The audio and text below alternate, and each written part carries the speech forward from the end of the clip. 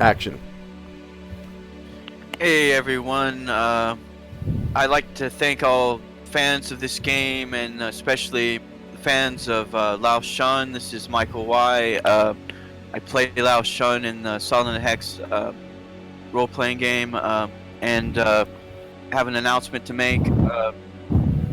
I am unfortunately leaving the game for spiritual reasons.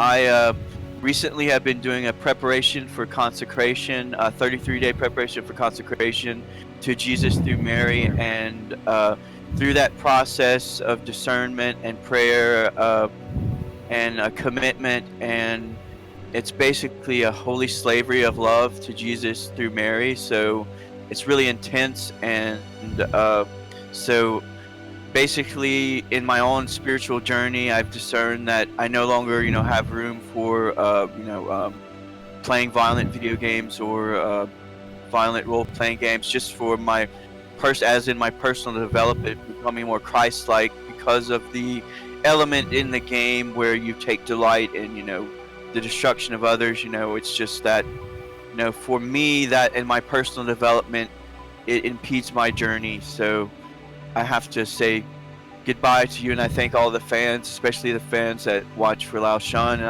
And I just want you to know that I'm not leaving because I want to or I don't enjoy the game anymore. It's really a great personal sacrifice to me, because I'm giving up all violent video games and stuff. So it's not just this game, but I've spent thousands of dollars on games on Steam and everything, and a gaming PC, Alienware PC. So I'm so really a personal sacrifice, and I'm emotional about it and everything, and just I really miss everyone, and miss playing in the Solynod Hex game. I've enjoyed it over playing it for this past few years, and just like to thank everyone for watching, and say goodbye to everyone, and that's it. I'll turn it back over to Josh.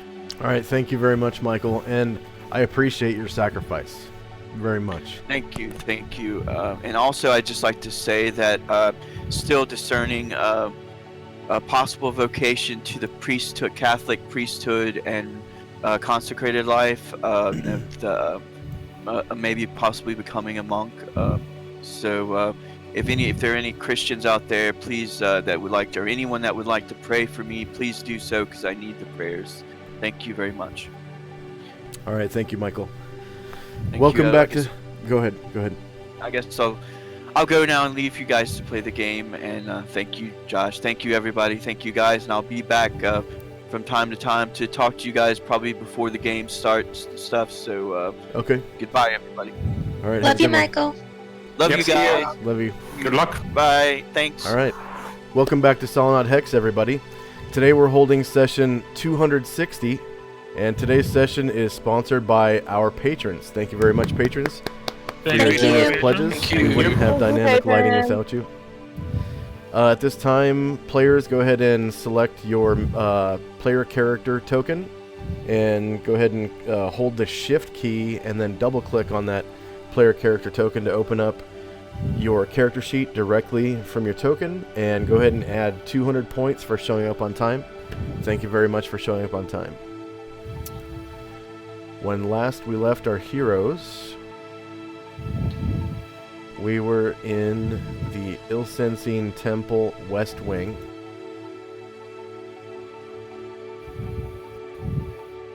And we were just about to finish the rest of the dungeon.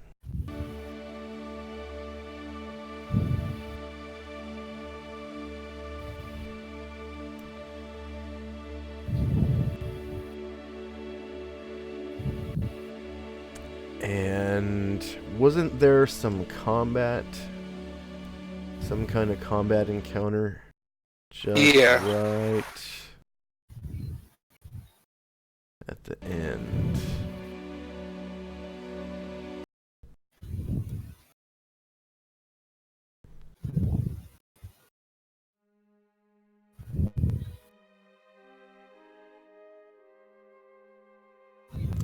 Oh, if we do finish the dungeon today, there's going to be quite a hefty experience point bonus for that.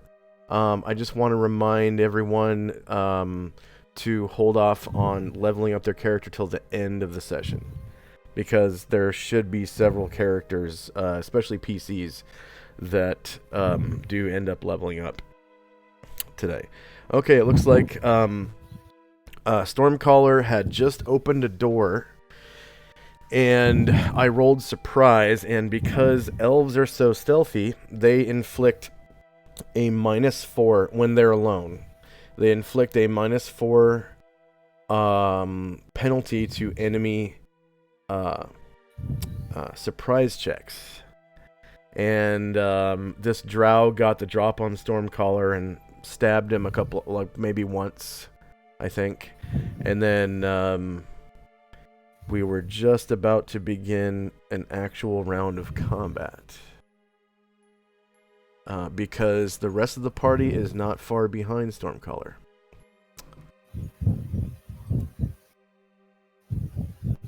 Okay, so we've got some combat music. Boom. Hey Josh, I might be on the GM line. Okay, I will find your token real quick. Thank you.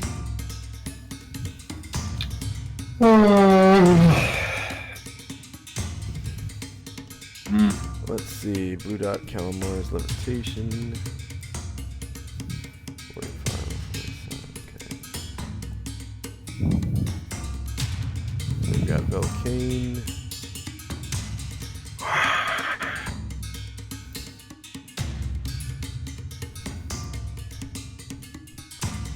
Drowned Nail, Stormcaller, and then Asher. Right there. Okay.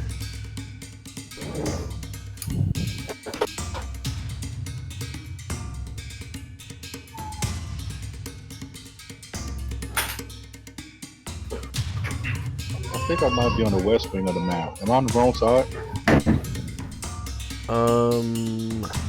Yeah, we're all on the west wing.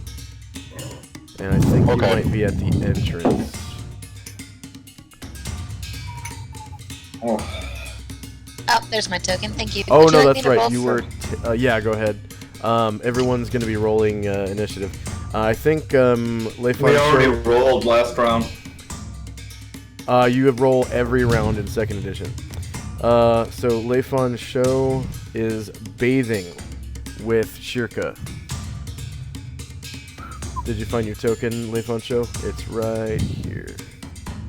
No, I still got the picture of the west wing map. Yeah, you're on the west Okay, wing. now I see it. Yeah. Okay. Okay.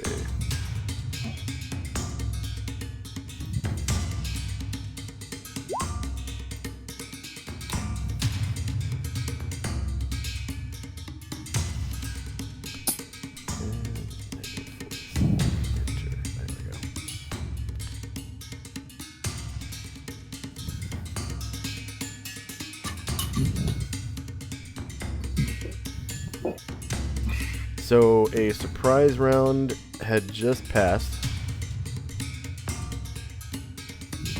And we're all rolling initiative for the actual round now.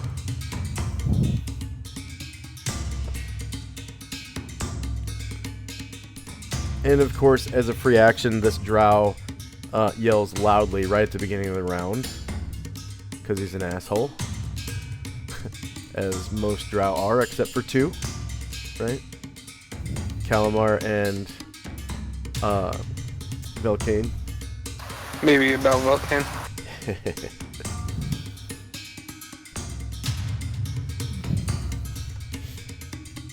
Okay.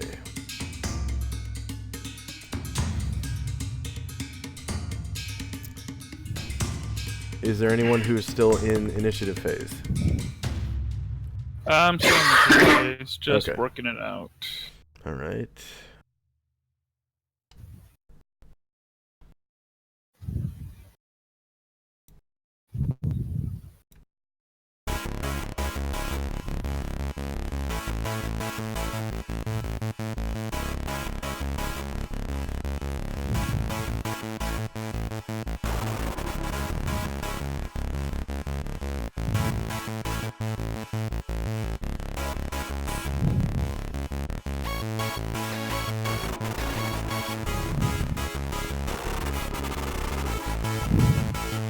Well, if he's gonna shout something, I'm gonna shout, Gromnar, someone stabbed me!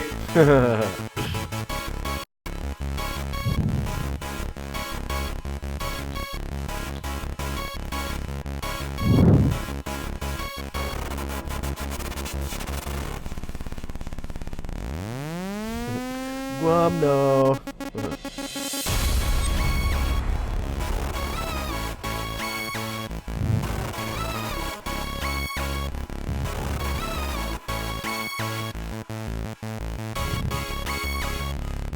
Okay. Did you finish, Vern? Yep. Alright, here we go.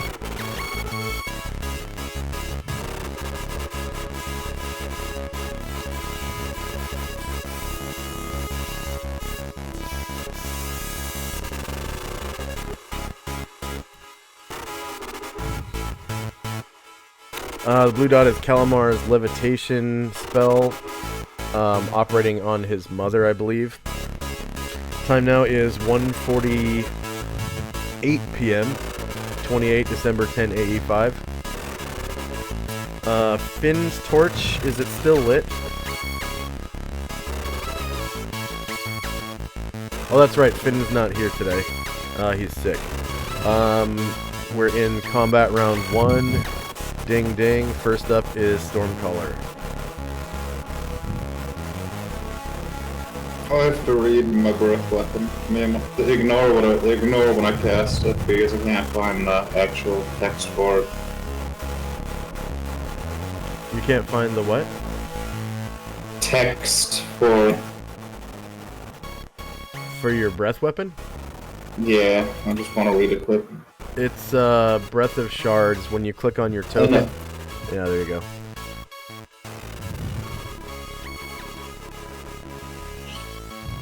Continue the function.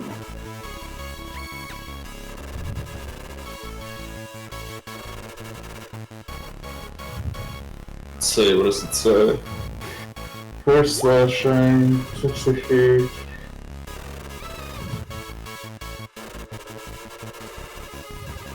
Remind me what Dazzle does? It does Is there damage. just a minus They have to two? make 2 Yes. saving throws, and the first one is for damage. Oh, The it second doesn't one is for affect- being dazzled. And if they are Okay. dazzled, they get -2 to their attack rolls for apparently 10 rounds. I think it is your age category times 10 rounds. Okay, so 4 slashing damage. Here's the saving throw. That's not what I'm doing. I just wanted to see make sure I read it properly. Understood what it did. So, you're not actually using your breath weapon. Not yet. Okay. I'm not sure what I want to do. 5. There's withdraw actions and 5. Yeah, in in first second or edition. second. It's a half move action. So you can go ahead and make a half move and withdraw. And does it round up or round down? It rounds down for player characters. You always round Okay. down for player characters. Unless there's something that specifically says you round up. Which is like some spells and things like that. And do I take an opportunity if I choose to dash away? So in second edition, the dash action is called the jog action, and yes, you would. Withdrawing is a half move action that does not incur attacks of opportunity. You can't you can't jog and withdraw in the same round because they're both standard actions. So it's either or. Either you jog or you withdraw. And if I just use normal movement, I still take an attack. Yes, but then you could also attack as well. Let's see. I'm in. And may I remind you, you also have flight, which significantly increases your ability to move. Let's see.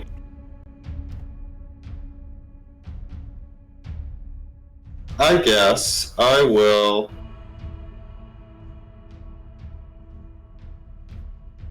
What's my AC like? It's like 3. How good are these guys at hitting 3 AC? Pretty good. He hit you once Okay. before.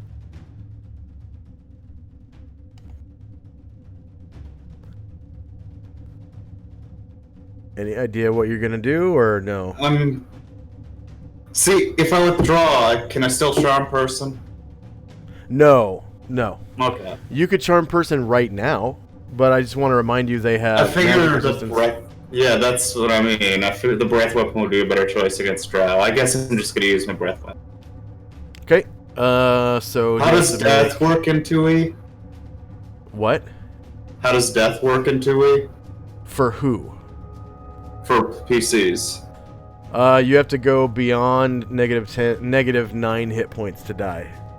Okay. So at negative Yeah, 10, I'm gonna you are blast dead. him in the face. Can I get a bonus for blasting him in the face with my breath weapon?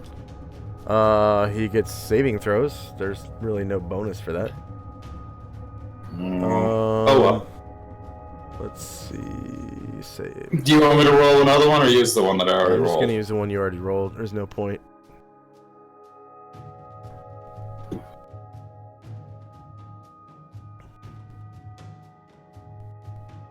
Man, breath weapons are unimpressive. Oh well. Hopefully I inflict the -2. And then, of It's just course, that breed I breath reiterate, weapon that's unimpressive. Gromnar, Everyone else has a I'm better really breath could use weapon some than you. assistance.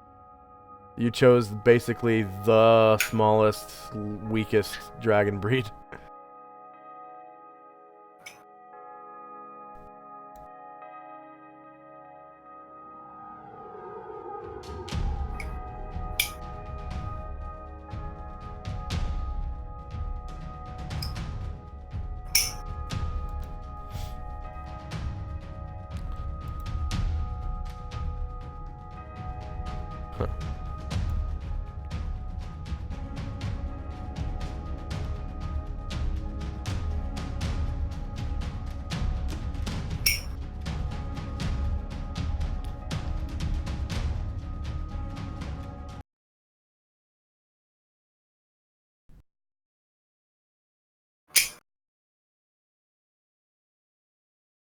Because if they did, I would have used Charm Person. I'll be right back. I think I have to shut down Discord in order to roll this saving throw.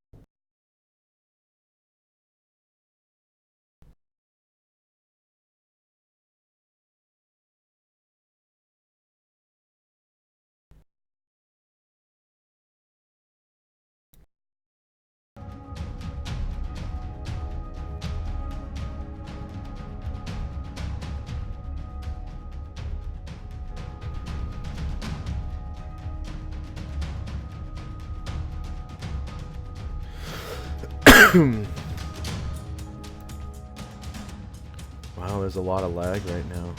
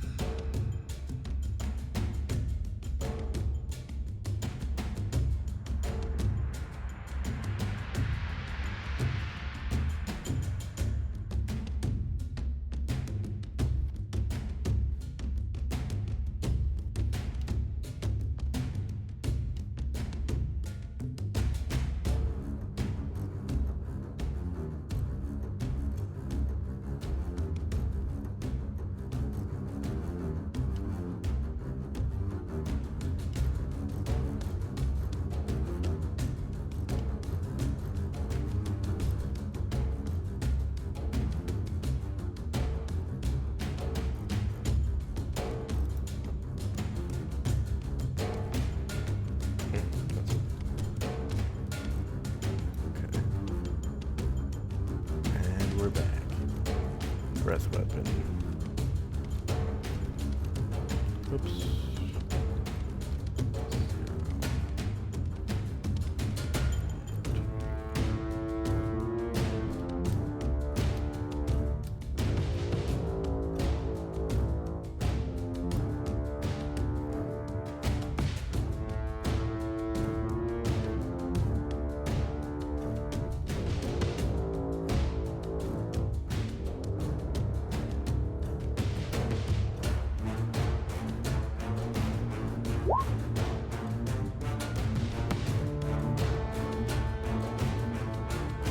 Minus 4 HP.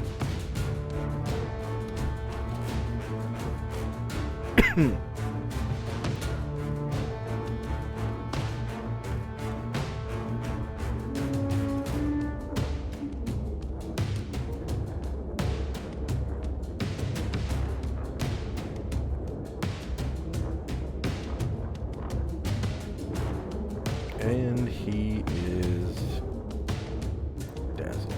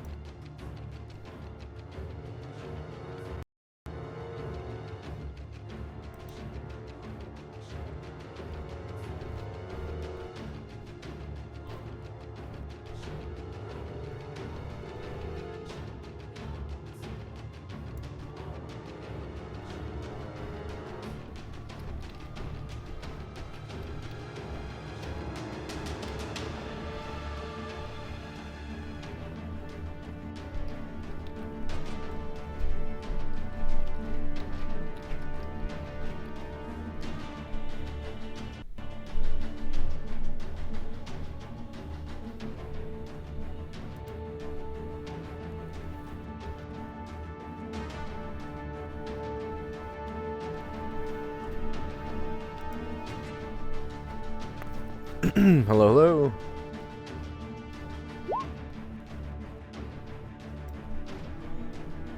Hello, hello. Hello, hello. Hello? Hello? Oh, All right. your sparkly dragon bug gets to float another day. Alright, go ahead, Velcane. I'm gonna be dead. Okay, so where am I hearing the sound of combat coming from? Okay, from the left of you, in 2 different directions. North and I south. did shout, someone stabbed me. Yeah. So you would have heard that from whichever direction. From the last you heard, it was from the north. But there are faint echoes coming from the south as well. So both this direction and this direction. Okay. Well, he'll come here and see what Stormcaller is shouting about. I think he can barely see something. You can see whatever that is. I don't know if that's Stormcaller himself or that's something else. The little DD thing is Stormcaller. The thing in front of him is Drow. Yeah, okay, then I think I only see Stormcaller right now from where I moved. Yeah, he's probably hidden by a corner.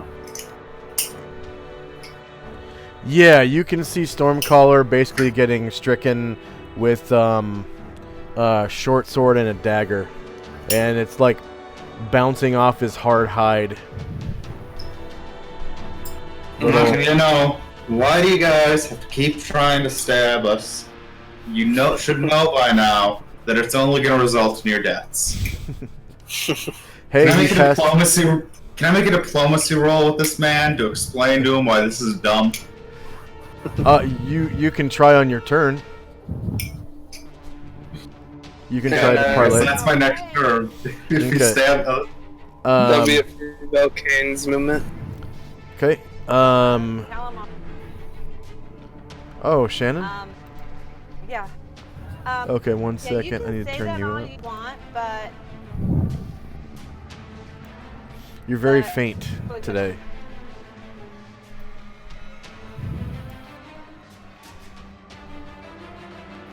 Am I better now? Yeah. You can say all you want to the drow. They won't. See, just because Drow are evil doesn't mean they're not interested in their own self-preservation. They don't believe it. And Just running on you the got cut out assumption we again. want to actually preserve them. Which would be a gross misunderstanding. You see, if you're just killing people, that's sort of evil. You know, I think Calamar is too far away, actually, to really speak with, Stormcaller. Scared and Pete herself and stuff. That's the smart move. That's the smart move. But you know, everybody else they're gonna Your fight characters, each other down. you don't, Stormcaller, you don't even hear, Calamar talking. And Calamar, you have no I idea don't where say any of Stormcaller. it. Yeah, I don't say any of it. So anything else from Velcane? You still have an action if you want. You can choose to jog or. I'll just I'll say back to the rest of the party. It looks like Stormcaller is fighting somebody up ahead towards the north. I don't know what's going on. I can only barely see him getting attacked. And I guess that'll be it. Oh, I guess that wasn't obvious. My apologies. Just reaffirming everybody. I'm sorry for being an asshole. It seems like Stormcaller's fine, everybody. No need to help him. Hey, I didn't say that. That'll be it for my turn. Okay. Next up is Gwynewyn. One of your drow follow-alongs, I guess. She kind of looks over at Velcane, and in the Elvish tongue, she says like a little quip, like something along the lines of like, "Give me a fucking break," and she runs up Stormcaller's direction to lend a hand. She's actually jogging, so.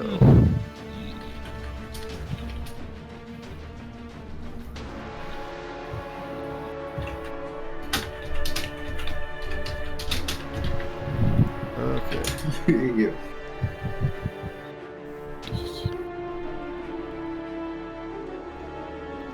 Whoops. I need to measure how far.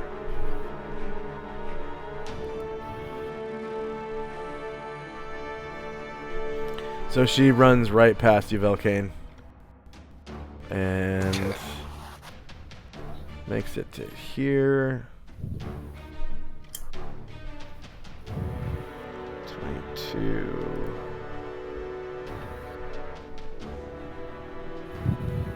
23. 24 squares. Right there. Right in front of the guy. Next up is Asher. Was I able to hear any of this conversation that was just going on, or am I too far away? You would hear the things that Velcane said. Okay, and so...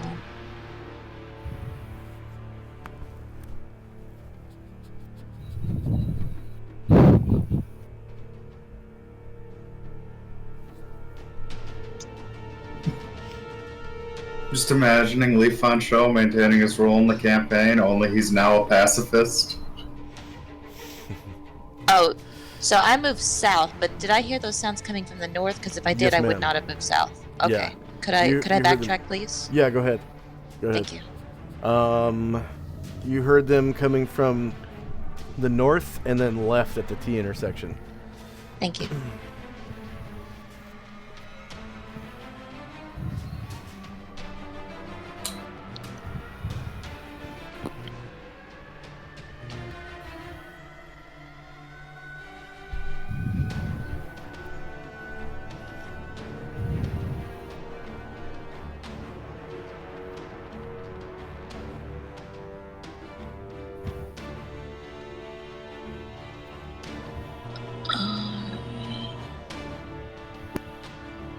And just kind of looking out for danger, and I guess I see, I think that's Velcane in front of me. It's a friendly drow named Tinail. Oh, my old buddy Tanail. Alright, so I didn't roll for jog or anything. I didn't roll for movement, so I'm just gonna stay here and wait. Okay. Next we have Varen. Alright, very nice. No clue what's going on. I'll just walk over to the shouting.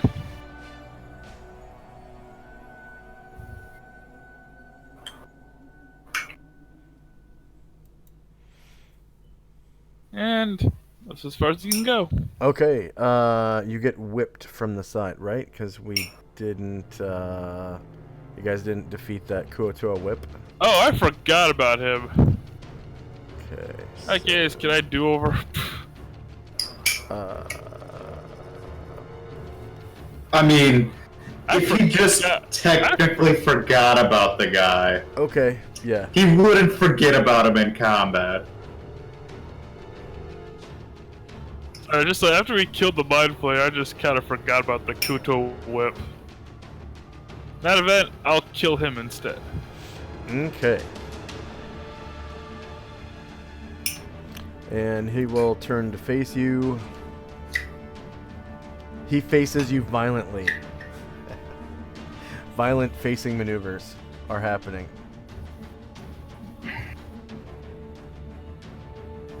Violently faced that. -9 for 14 damage. Okay. So... I think that whip is dead. Or close to. He's still alive? Yeah, he's still alive.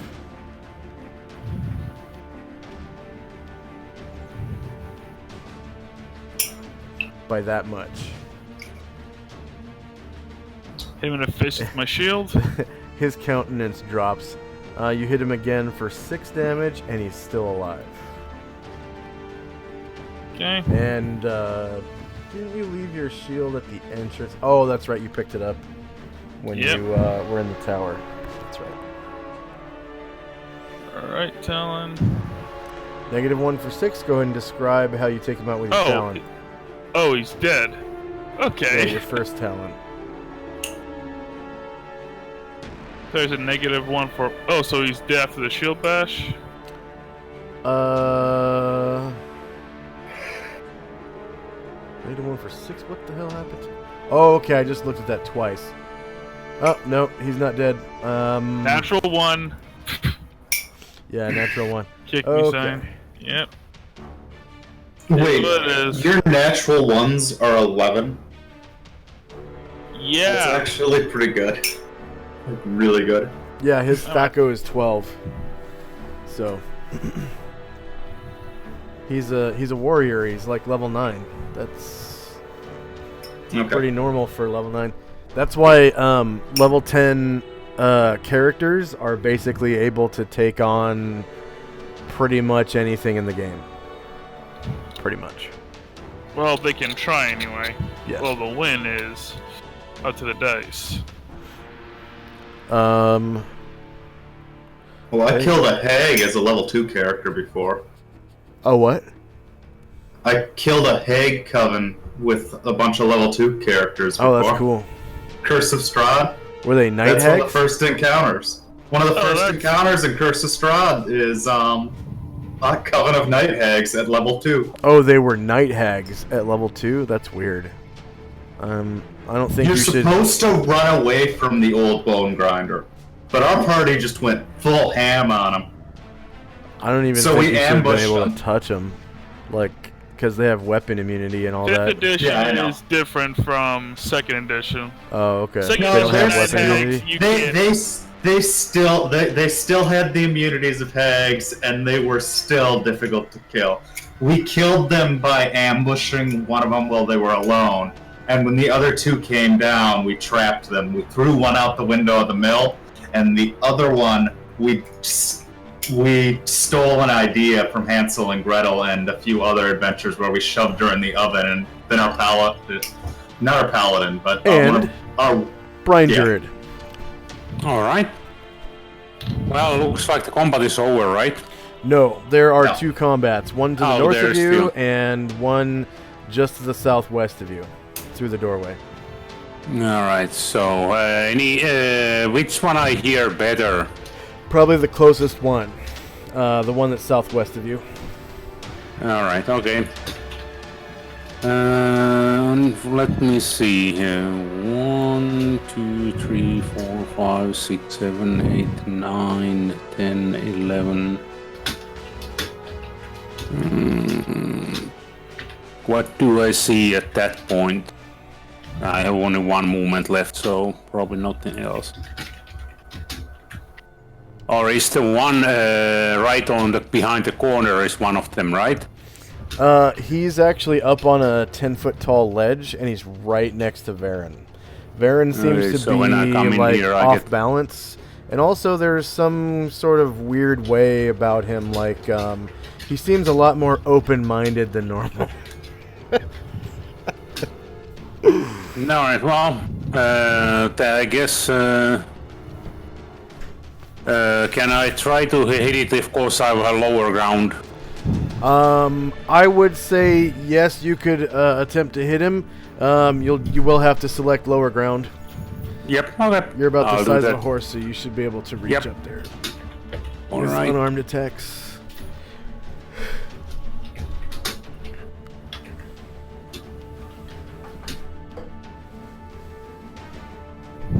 Am I counted on front or flank? Front, probably. Yeah, he's gonna turn to face you. All right. He's going to be facing both you and Varen with this facing maneuver. Alright. There we go. Oh, miss. Oh, AC 10 is a miss. Oh, because you rolled a 2. That's really good. You have the same THAC0 Yep. as Varen. Alright. Nope, his is actually better. Minus 12, his is 11. Yeah, it is. I just get way more attacks than he does. Oh, because he was on higher ground. Okay. Yeah, I forgot about that. Yep. Gotcha. It wouldn't have made any difference though. Yeah, unless you're Tarask, 2 is gonna miss most things. Yeah. Alright, so this Mind Flayer doesn't really care about what's going on in that room. Yeah, He is going to- my multiple attack thing is so far away that I'll probably never get it. I would say that. Well, Work hard, I'll have have- faith. It's like 2.5 million experience away. I mean, if you stick with the group Claw bite. long enough, Yeah. you'll eventually get it. And First, we'll probably experience level 30. is escalating the longer you stay with us. So,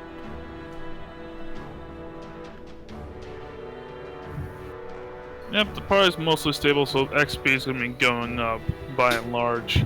I remember when we had like a bunch of players who were coming and going a lot around the same time, and so we would never get anywhere in regards to like XP because players were massively overleveled and some were like 2 or 3 or 1.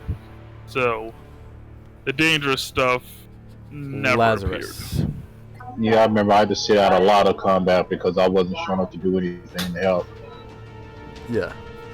That's how it is when you're level 1 and the rest of the party is not level 1.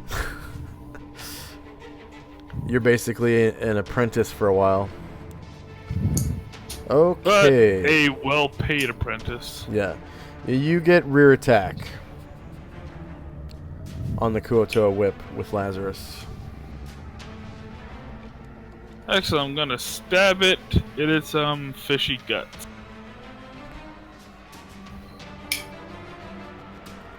Crit for 6 damage. 6 damage. Okay. Go ahead and describe how you take him out with your flame tongue. On a crit. Yep, Lazarus moves over. He cuts low at the fishman's heels. And then it staggers, falls off the ledge, and then breaks its neck when it hits the ground. Mm-hmm. Oh yeah. Next up is Karanglor, who is right at the base of the base of the dais. And he's gonna go jogging.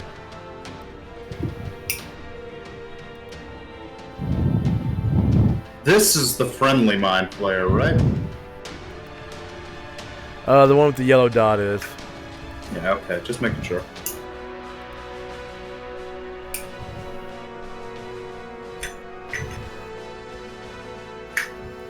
'21, 22, 23, and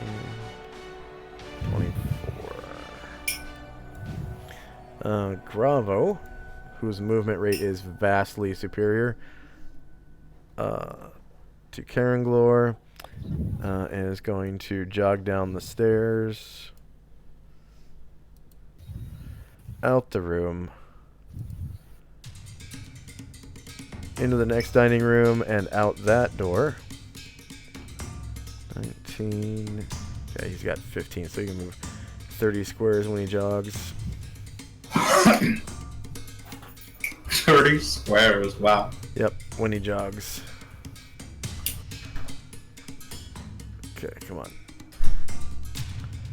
Come on. Scroll down, you. Scroll. There we go. I'm gonna be a wormling now, right? When I go to the next stage category? I can't remember. I gotta look that up. Whoops. He gets to here. 30 squares. Okay, next up is Leifon Show, who is naked in the bathtub with his girlfriend.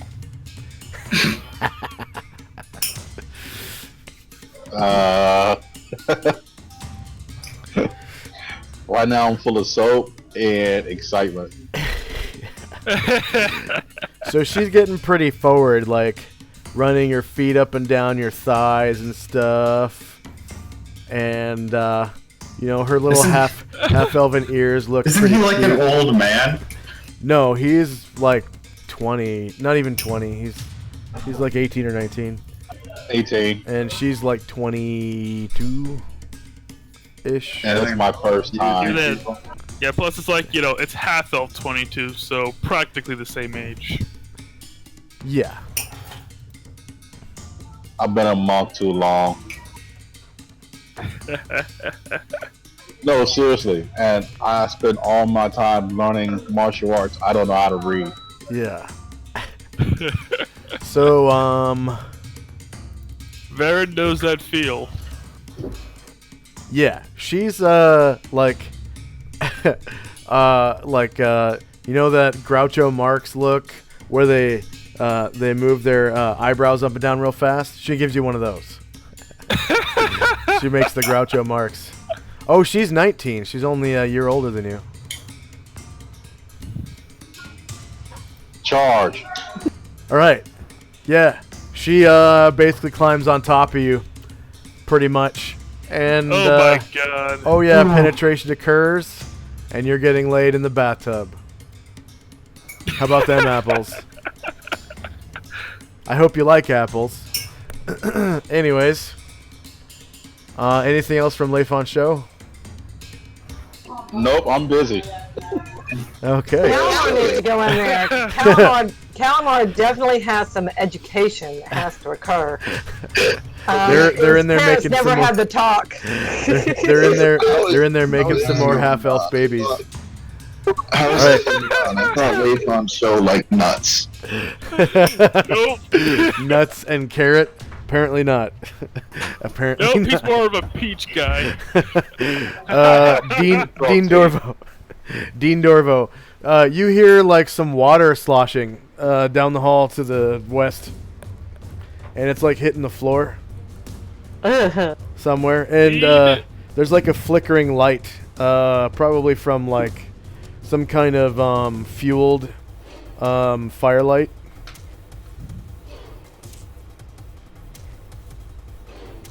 Well, I've been around long enough to know what that is. And you hear like I'm just moans and stuff. Yep, Dean is just going to literally pretend that's not happening. Splashing intensifies. Oh, God.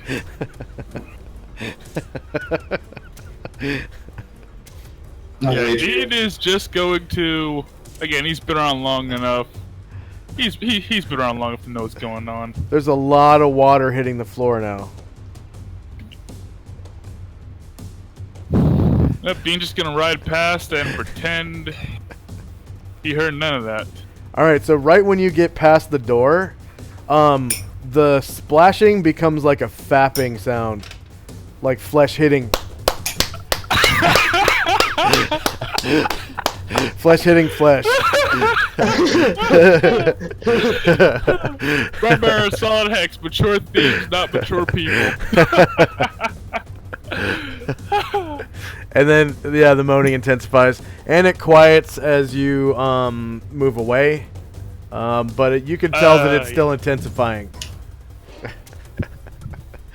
Dean reaches into Thar's bag, finds a pair of earmuffs, and then puts them on top of his helmet. I can never unhear that. Alright. So, earmuffs, helmet, then head. Perfect defense. I don't have earlids, please. The poor thing. You know, I bet you dragons would have earlids. Earlids, yeah. That's Dean. Alright, next up is Moors. Kuto is dead. He has no clue what's actually going on. You hear the sounds of combat coming from the north. Okay, he's gonna start walking then. You hear a screaming baby dragon. I'm not screaming. Grandma, something just stabbed me! He's a baby. Come on. The Gotta go save him.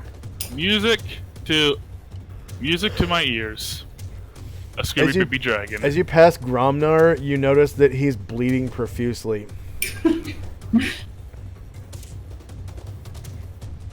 Well, we'll take care of that problem later. That's As is Gravo. Okay, next up is Onras. Other than the first session, has there been a time Gromnar has not been bleeding? Yeah. There will be soon, I'm sure, during role-play heavy sessions. Gromnar is definitely like he's gonna develop an immunity to bleeding soon. Yeah. At that point, he'll run out of blood. I think they call it death, so yeah. Yep. Onras moves up, and that's his turn. Okay, next up is Calamar. Calamar! Calamar! Oh, that baby dragon! Please! Babies can't take care of themselves. I'm gonna jog. Did she say that out loud? Yes, Yeah. I did. Yeah. Calamar's a That boy. was 20. He has a pintle. A huge A pintle. large apparently. pintle. Yeah. Yeah, a large pintle. Okay. Full 12 on the 2d6 roll.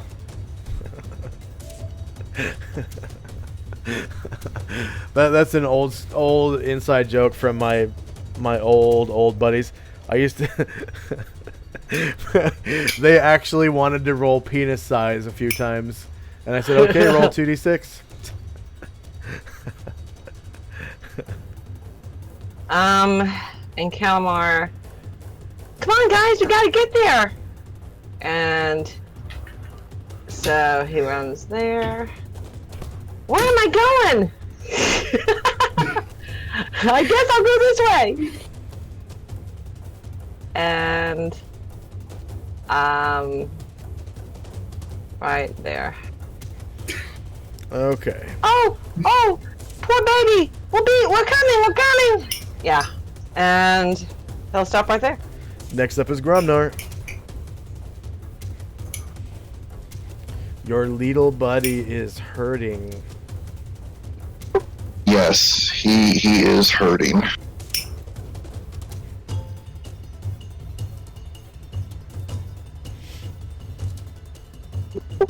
But he also can't ignore a party mate in trouble.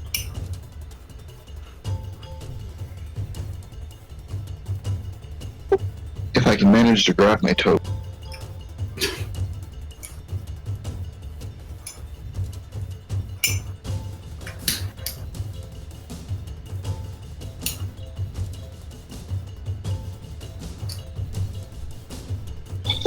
And that would be his full move.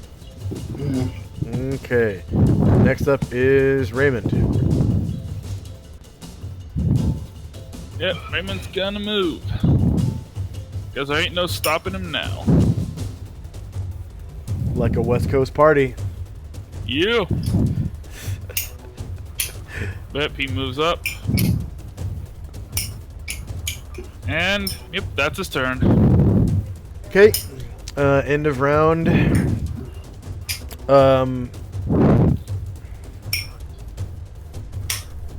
Go ahead and roll initiative for the next round. And I need to do one of these.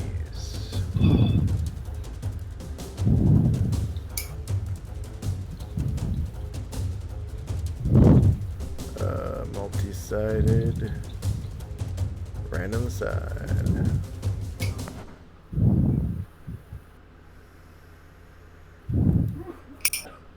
Can I have a second attack? Yes, ma'am. 1 second. I just need to drop some tokens real quick. I hate you, game. Why do I have a 13? What the hell?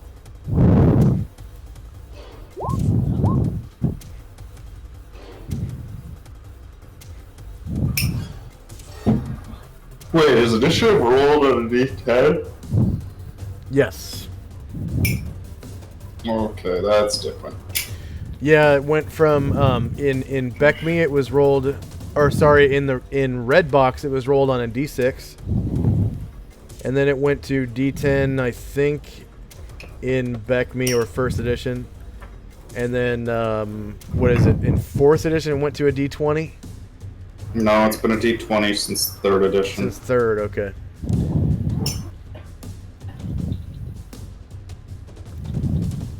All right.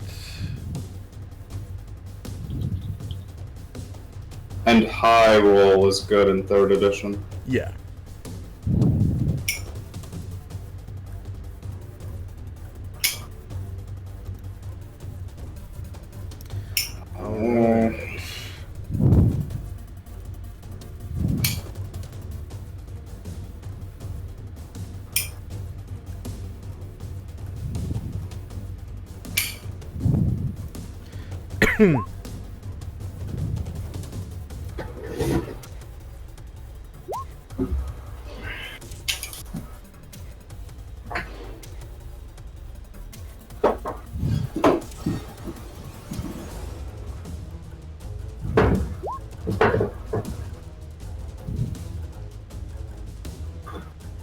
There we go.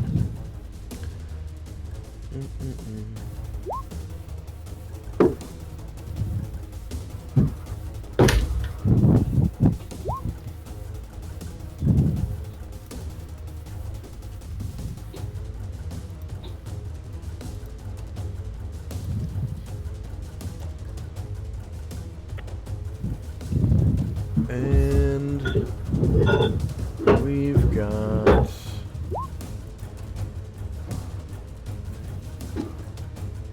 some initiatives to roll.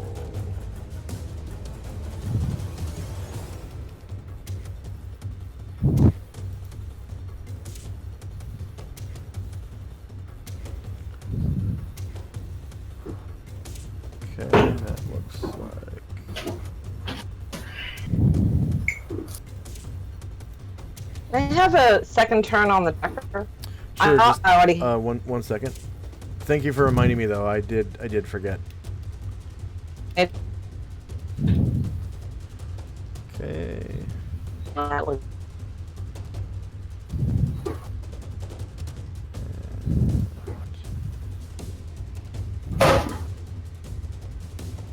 Oh yeah, Footman's Maze. That's right. What's going on? Shannon needs another line on the turn I order get that tracker. part.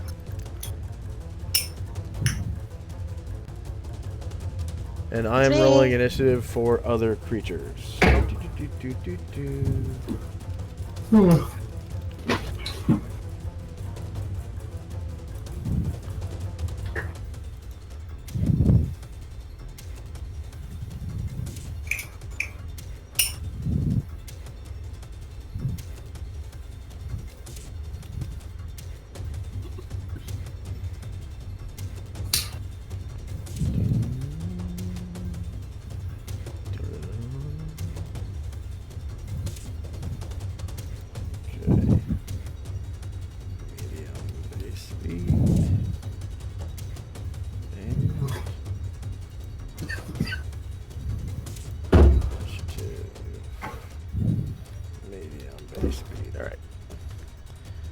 Anyone else need multiple attacks? Nope, I'm good. Okay, Not yet. so there's Calamar's multiple attack. I'm just gonna go ahead and give one to. Calamar needs a second attack. I just gave it to you already. Okay, And then great. Gromnar. Then give one to Gromnar. Just because. I mean, if he ever gets to the fight, he'll need it, but Yeah. I mean, all it takes is a jog, really. Or a Yeah. charge.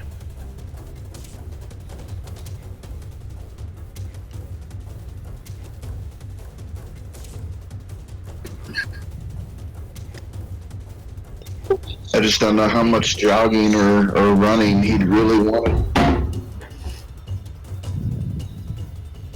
Okay. I guess that depends on how much he likes the people around him.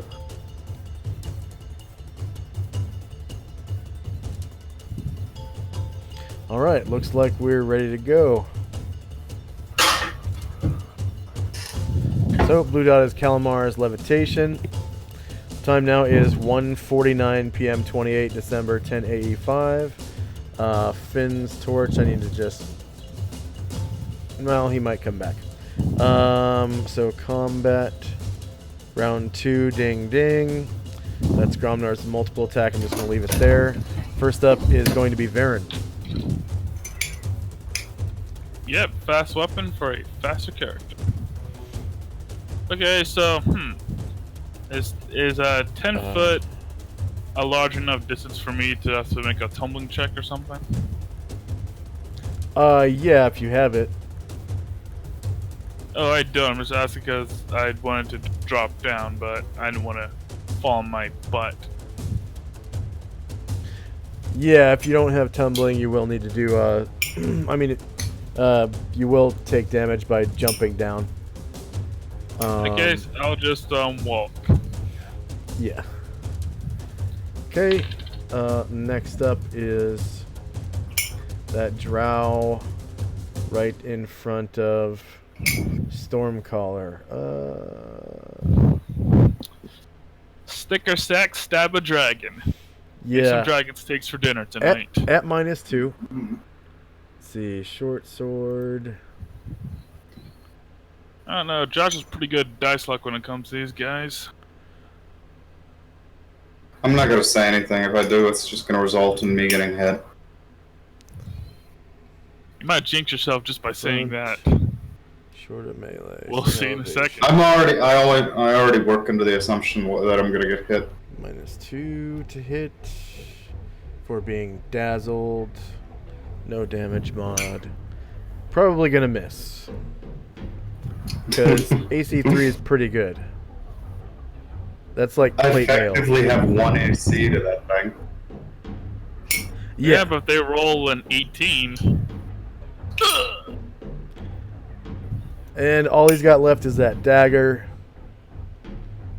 Comes around, whirling around with a dagger towards Stormcaller. Front. He gets a net. Melee. Then he gets a 20 with a crit of 1. -2. Crit would be a minimum of 2 damage for that.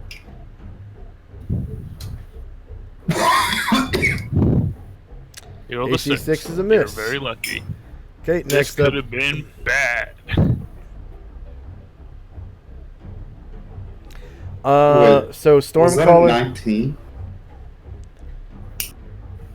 That is Never mind. a 14. So Oh, there it is. Okay. Stormcaller, you hear a door open behind you.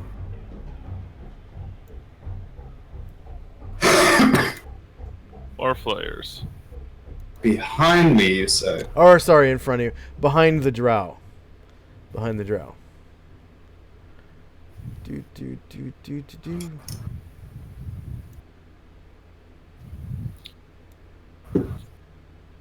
You just hear this in your brain. You ruined the moment. Well, fuck you too. He does not. Stormcaller does not like mind flayers.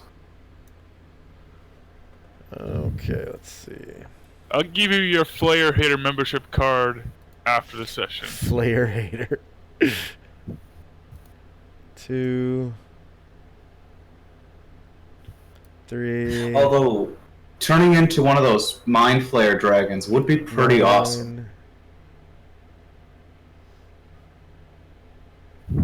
What are they called? 10, I can't remember. 11, 12. So this Mind Flayer sort of like walks up the stairs and goes behind one of the statues.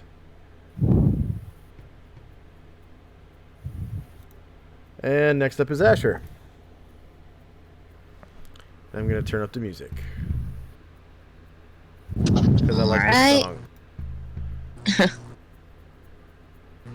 Moves forward. Takes a look around.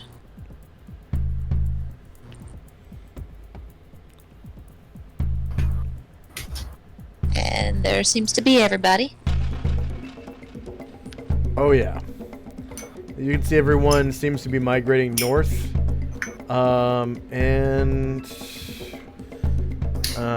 Even the friendly Mind Flayer is heading north.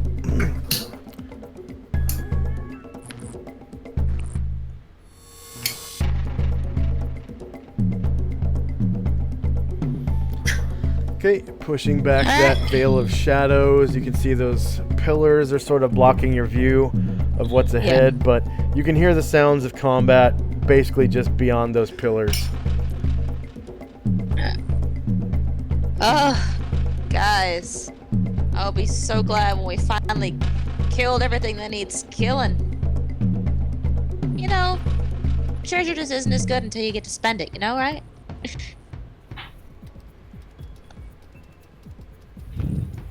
Okay. I know, right? Yeah. I want lots of treasure and bury my mom. Those are my two goals. Those are good goals.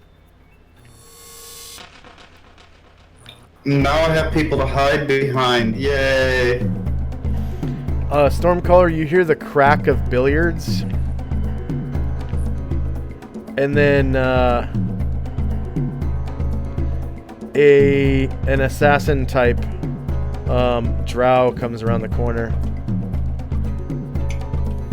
Male, and he almost gets to you guys and stops because that's the end of his movement. Next up is Gwenwyn,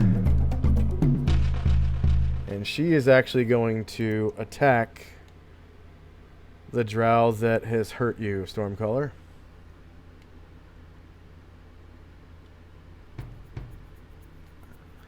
Okay, so she attacks with her short sword. Shing shing, she draws two blades in the darkness. You can see them with your infravision short sword, trying to plunge it into the drow that previously hurt you. You see, this is why it's a bad idea to attack me. Because you have so many friends. Or acquaintances. Whichever they prefer, acquaintances or friends. She hits a -2, striking that drow for 5 damage. There's this sucking sound as she pulls the short sword out of its guts.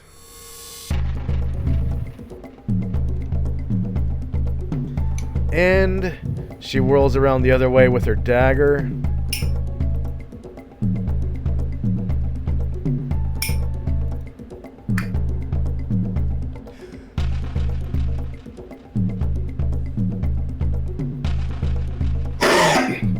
Excuse me. Whirling in the darkness with short sword and dagger.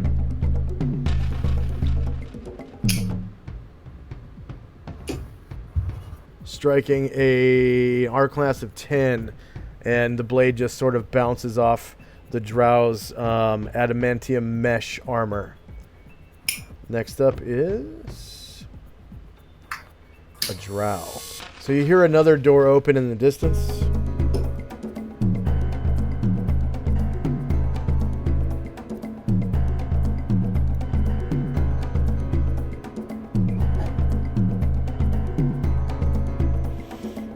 And you hear footsteps down the hallway to the right, approaching steadily.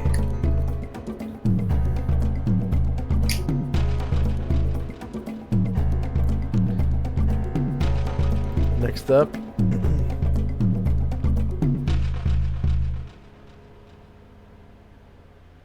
yet another door opens. In the distance,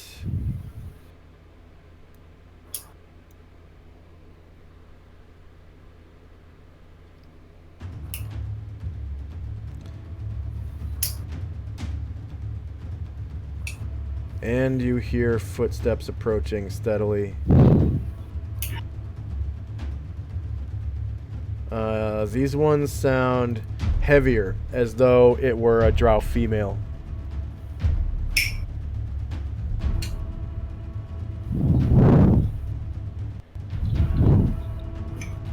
And she comes around the corner.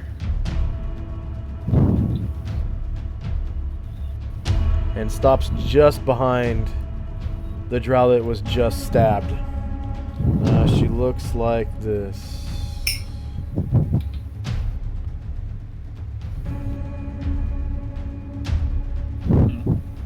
So she is the hand crossbow type female drow. Next up is Tennille, who steps into your square, drawing his short sword and dagger, striking into the drow that just previously stabbed you.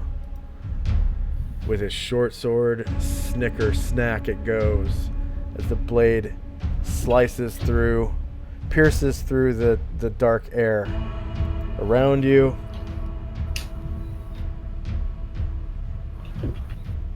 And you feel his thin frame stabbing at your enemy for you.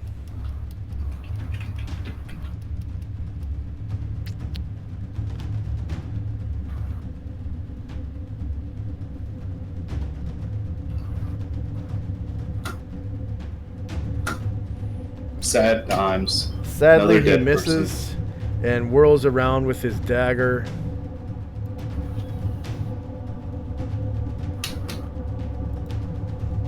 Its adamantine blade flashing in the darkness in your infravision.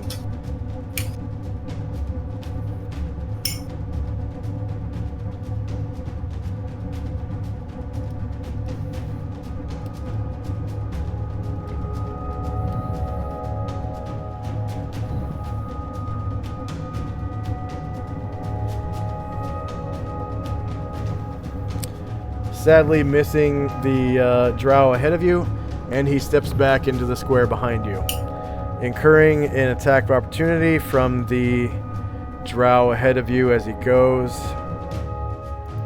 From the drow's short sword.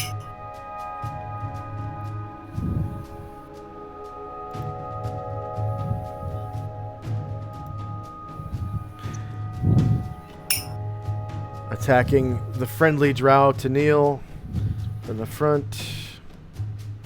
Melee, same elevation. -2 to hit. From being bedazzled by your breath weapon.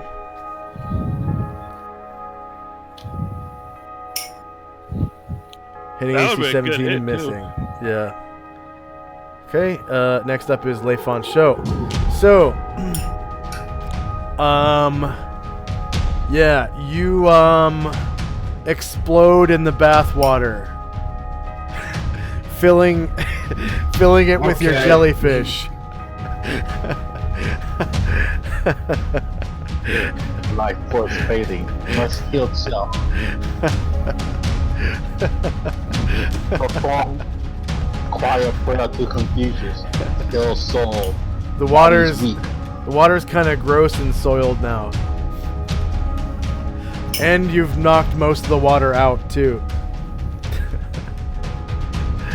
Okay, I'm gonna say a quiet prayer to Confucius to heal self or crawling out of tub.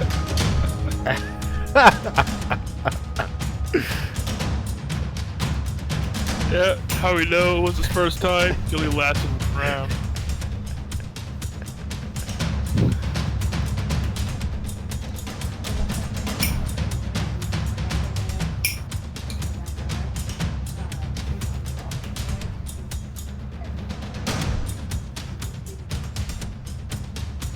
Okay, anything else from Leifon Show?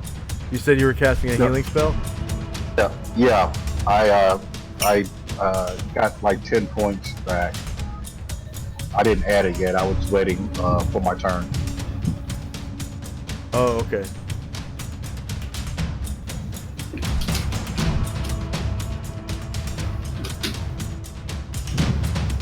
Oh yeah, with cure moderate wounds. Yeah. Okay. Next up is. So we would classify that as sexual healing. There you go. You caught it. It was. I didn't want to make the pun because All right. So the And it works. That was a near max cure moderate wounds.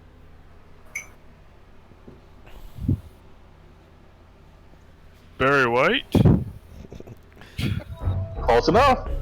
So the friendly mind flayer making a half move comes up right behind Tennille. You hear his squiddy feet sort of flip-flopping on the ground. And then as he gets to you, you hear nothing as he starts to levitate. Stormcaller. And he is going to now...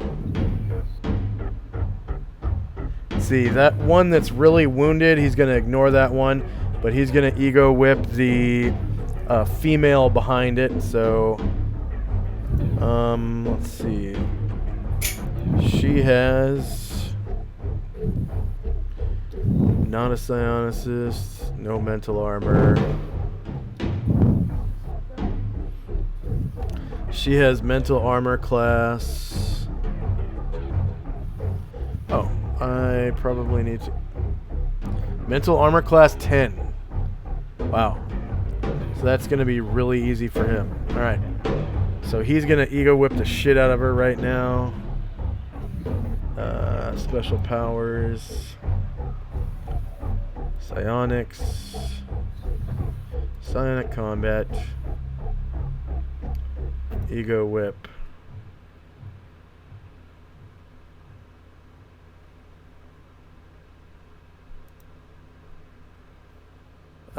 Yep, less than 120 feet. No defense mode. And she has a closed mind. And minimum PSPs of 4.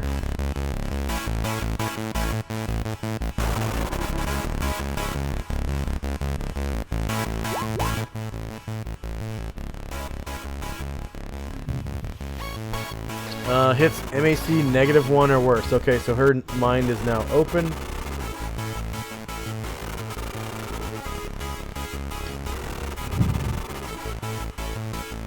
To psionic attack.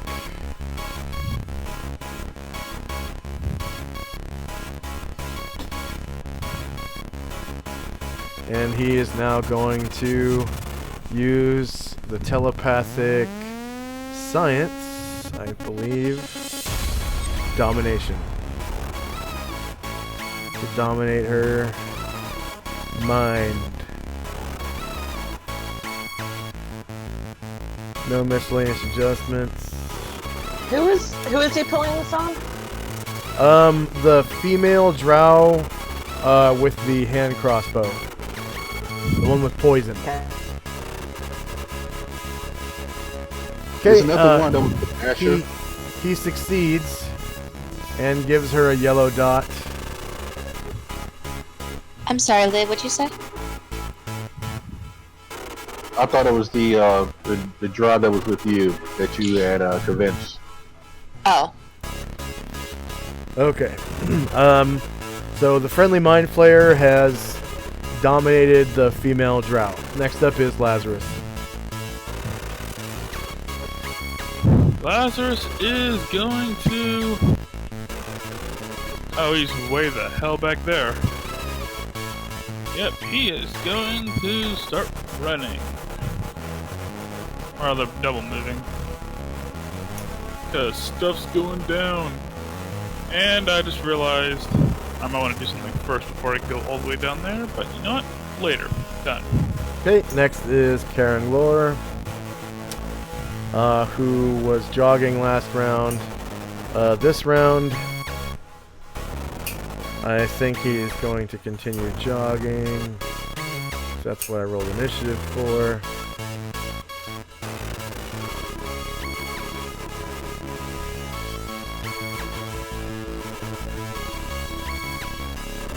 7. And he gets right behind the friendly Mind Flayer and stops. Okay, next up is another door opens. In the distance, Stormcaller. Mm-hmm.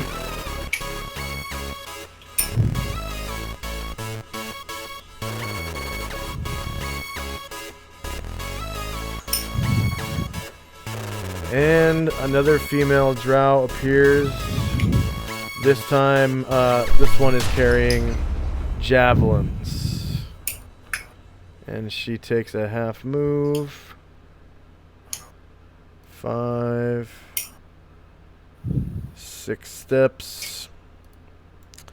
And she is going to launch a javelin at Karanglor, who is 1, 2, 3, 4, 5, 6, 7 squares away. Possibly hitting the Mind Flayer. So I'm going to roll a d2. A 1 is Karanglor, and a 2 is the Mind Flayer. /R d2. So she attacks Karanglor with a javelin. It's going to be medium range. Oh wait, you know I rolled the wrong javelin. That was melee. I think it matters. Okay. So over your head, by a couple of feet, Stormcaller, this javelin flies through the darkness. No, it doesn't. It goes up by the amount that you roll on your hit die. And then your max and your current HP go up by that amount. So front, medium range, same elevation, no mod.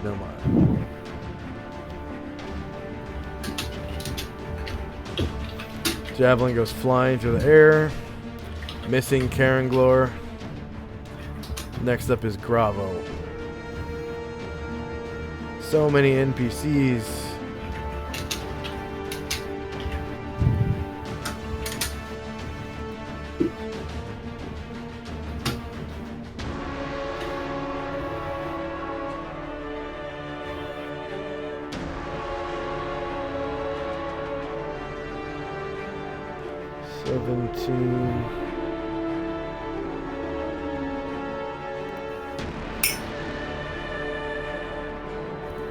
And Gravo runs right up,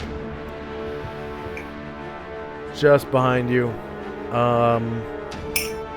Stormcaller. Okay, next up is Dean. Alright. So you hear the sounds of combat coming from the north as soon as you enter the room. Yep, Dean's gonna ride on and make an animal handling check. Gets about this far. Horsemanship. Land-based riding horse. Yeah, I think of it as animal handling, though I don't actually have that skill. Efficiency, land-based riding horse, which currently Dunk is qualified for.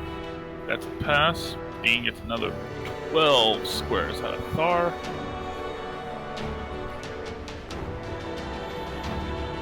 Because it's an end. You have to do more than just beat your animals. Get them to go fast. That, and you don't beat a war donkey. It's rude. Mm-hmm.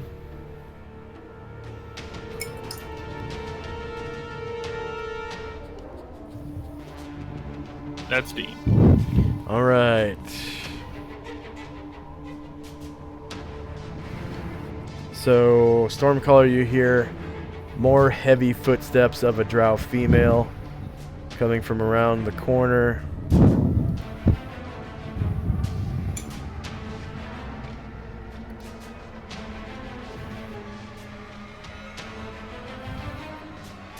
Eight. Is fighting defensively a thing in 2E? Define fighting defensively. You get a +2 dodge bonus to your AC. You take it as a combat action, but you take a -4 to hit. No. There's parrying, which any character can do, and it's in the attack options menu. Okay, so big old drow female with an adamantium mace comes around the corner, and she swings at you, Stormcaller, with that mace. She moved 60 feet though. Say again. Shift-based. Say again. How does if you move? Well, never mind. The movement. It's just weird because I saw the thing said they move 60 feet. Yeah, it's a melee weapon. You can move your full movement and still attack with a melee weapon. But with but missile weapons, full movement is 30 feet, isn't it? No. Oh, No, it's the same as other elves and humans.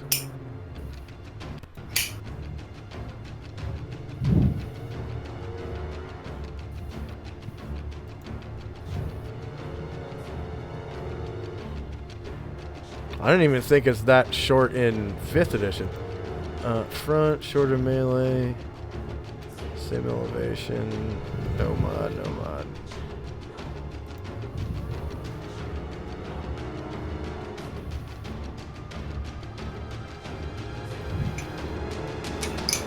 And ellipses. Yep. Okay, next up is Onras. Alright. You heard the word flare, so he's ready to go. I gotta zoom out because I need to measure this right, because this is a lot of movement. You taking flight? I'm taking flight. Okay. First, Just remember to subtract 10 feet from your movement for gaining 10 feet, if you do so. Like if you're gonna fly over people. yep, I guess I need 31 maximum possible squares. So, that'd be a wing. Guess that'd be wing 1. Can anyone here cast Fireball? Everyone has kind of chosen not to take that spell for some reason. It's weird. I've never seen that before. Well, we had a wizard who could cast Fireball. He's dead now. Oh, That's just yeah. 24 squares. He's got... Fireball. Yeah. 25 squares. We're still gonna have a funeral or something. I don't know. Yeah, But don't worry about it. He's been literally dead for months. Yeah. Calamar doesn't Yeah, forget. since September in game. Isn't like there a raised dead spell where you can come back as like a bugbear or something? That's reincarnation, or reincarnate. Here's the thing. Elves are the worst because, like, raised dead won't work on them. You need resurrection or better. Which is, like, really dumb. Elves have to have something. I mean, they live forever. They have bonuses to everything. Come on, you gotta give them something. So they die, and takes resurrect to get them. So yeah, they have a lot of immunities, like ghouls and ghasts. So the ghouls can't paralyze them, but the ghasts can. And there's usually only like 1 or 2 ghasts and a bunch of ghouls. So it's basically the whole party gets paralyzed, and then it's just the elves that save everyone's asses. Pretty much. Well, I don't think it would be hard to paralyze me. The elves did have a weakness. I don't know, because Brian Druid got paralyzed a lot by those that drow poison on the Yeah, hospital. 67% of the time. Yeah. Yeah. Yeah, paralyzation you save for passed. non-fighters is kind of garbage. Yeah. It's just that with -4, it's pretty high chance.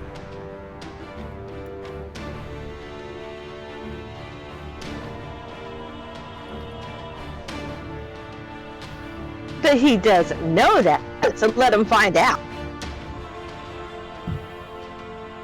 So, Okay, Valkane. well, I'll wait till the end of the turn.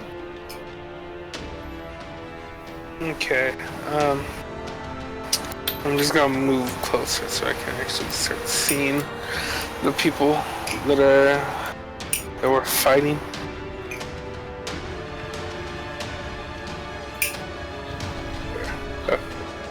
Oh yeah, right there. I'm gonna move it.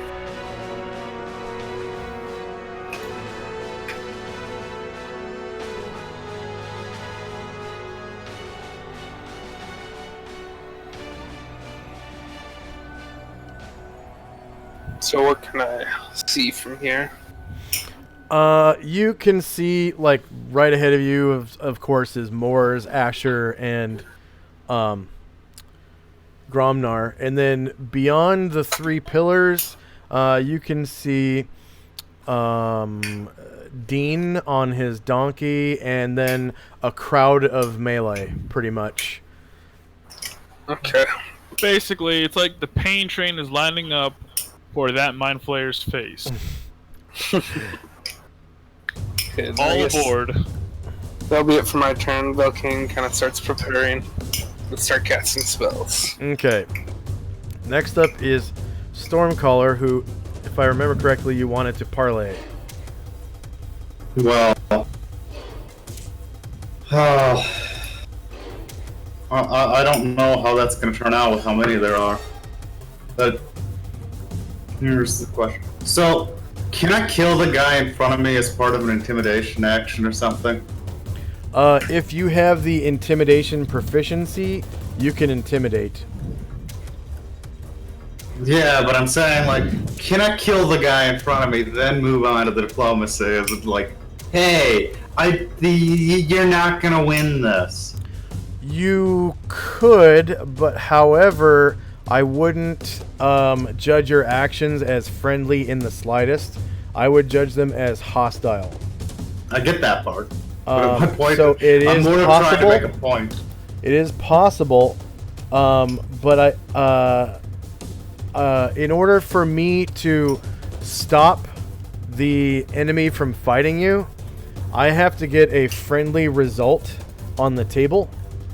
And I do believe with hostile actions, friendly result is completely wiped off the table and is replaced by flight.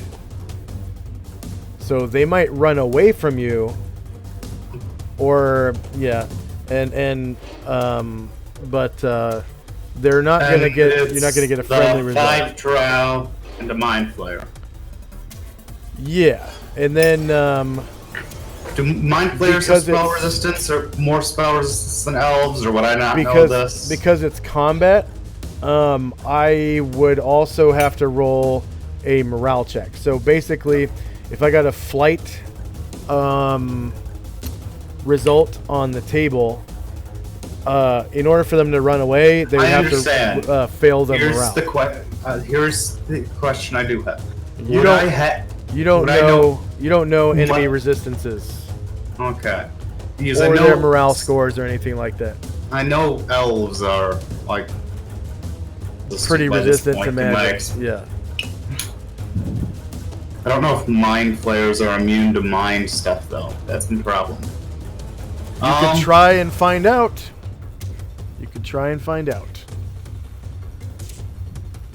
Well, anyway. And how much if I spend all of my movement, take flying upwards? How many attacks of opportunity am I gonna take? It depends on where you fly. I'd be staying in the same square, just be getting above everyone's head. So you're saying you want to fly vertically? Basically, take okay, off. So you have to the highest height in order to do that, you have to have maneuverability class A or B, and you don't have that. You have maneuverability class C. You have to take at least half move horizontally to fly in any given round. Okay. I am going to...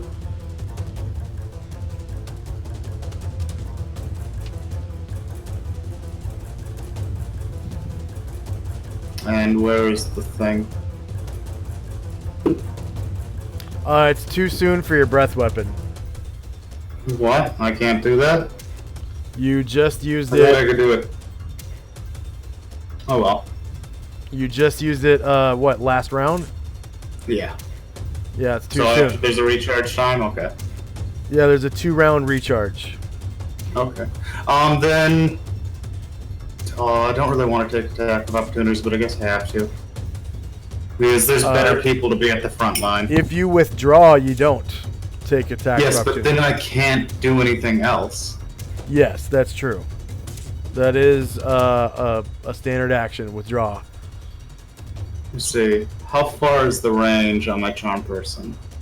120 feet or 60 feet? Say again? Is my range on the charm person 120 feet or 60 feet? You didn't roll initiative for charm person, did you? No, I've never rolled initiative for it. Yeah, you It's need an to roll. at-will thing. No, if you're gonna use a spell-like ability, you roll the initiative for spell-like ability. It's Well, not. then my initiative would be much lower anyway. What did you roll initiative for? Small size. Okay, then you can move or use your dragon attacks with that.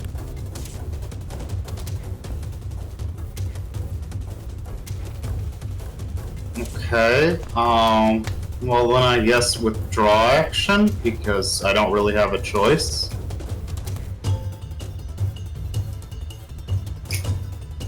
And you can make a half move that's a half move action. So if you can actually fly away if you want and make a half flight. Flying's just gonna make me a bigger target. And then I'm gonna get. If I go here, do I count behind cover or something? There's tons of people in front of me. But anyway, I guess my turn's over because I can't apparently have to roll something else for spell-like abilities. There's actually an initiative for spell-like ability. It's called innate spell-like ability, and it's on the drop-down for initiative. I understand that. Okay. Next up is Brian Druid. All right. Well, looks like everybody filtered past me and went north, it seems. Yeah. Alright. So, whatever is in there is probably far away enough that walking there is not gonna be a smart thing to do. So, flight it is then.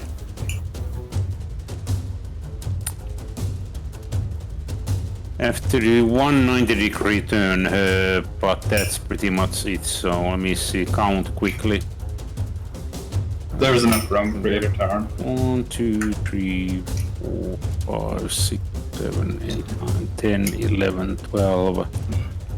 And I have to move at least half of my movement, flight movement, right?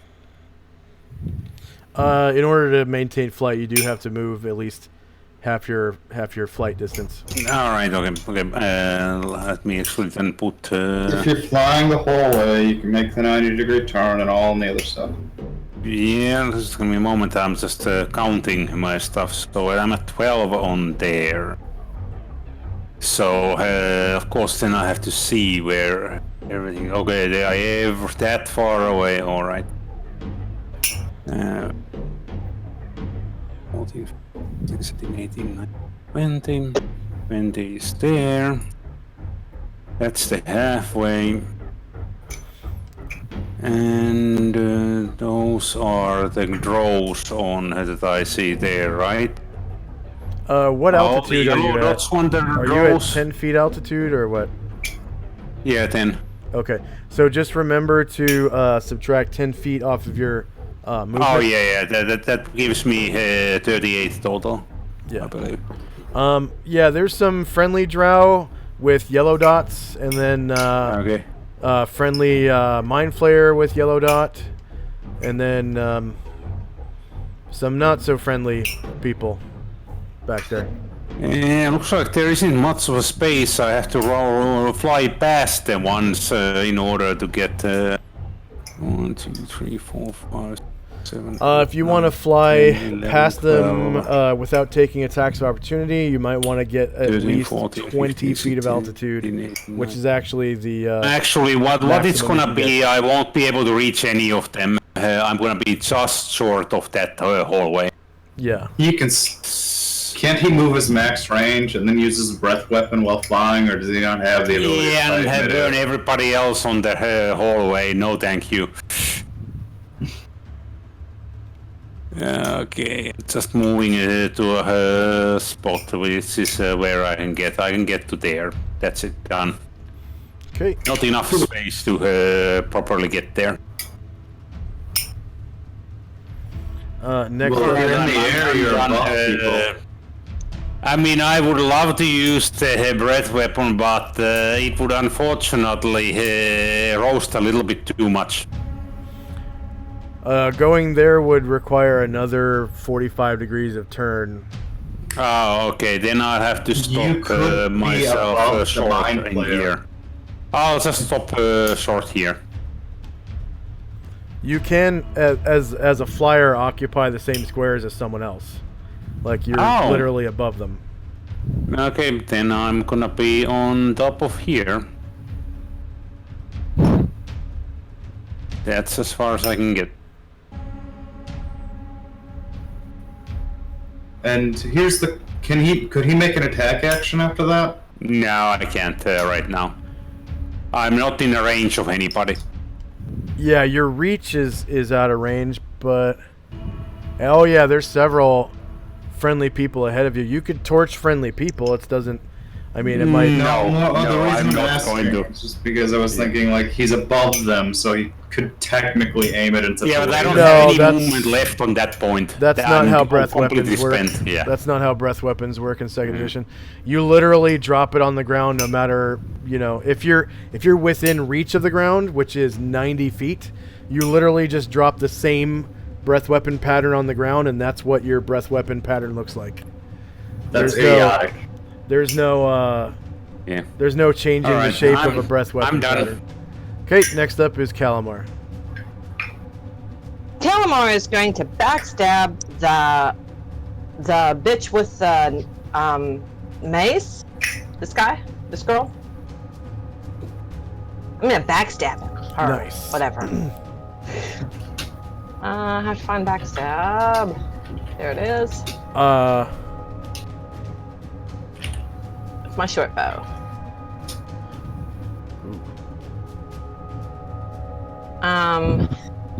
I have friends in my area, so I'm going to called shot. So that's +0. Yeah. Let me get this correct. +0. Okay. 11.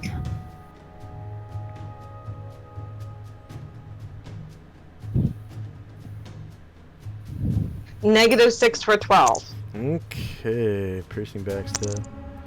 Choose side.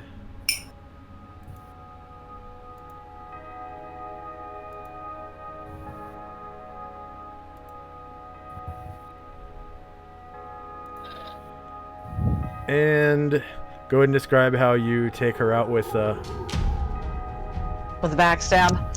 yeah. He's there, and he saw that the baby. They hit the baby, and the baby's flying away, going, and so she's like, "Oh hell no!" And she draws back and releases, and it hit him in the nose, and it took out his whole face, and he's like, ah, and he falls to the ground. Okay.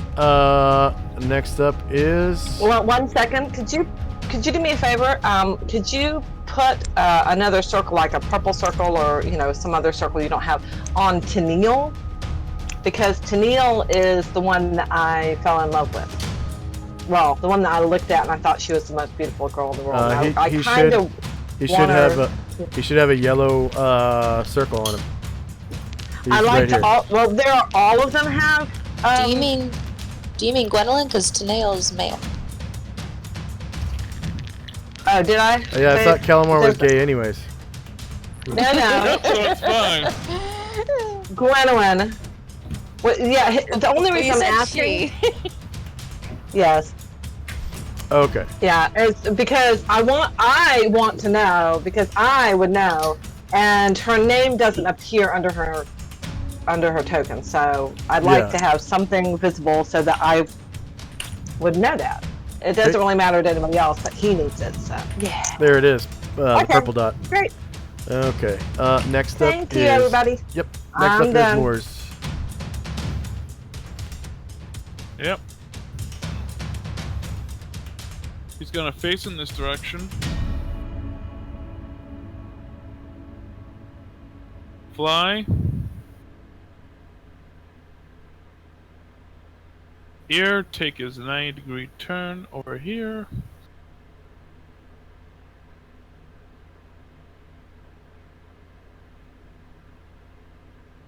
And surprise a flare.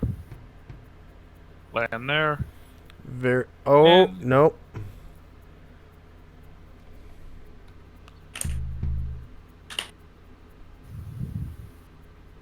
No, you gotta move diagonally. 45 or 90. So let's see here.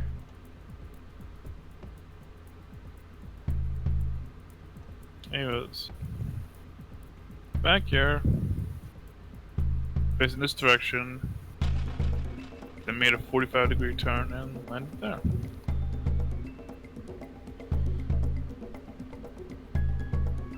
Okay. You were... Let's see if I can find it on the stream. Nope, we're already past that. Fuck.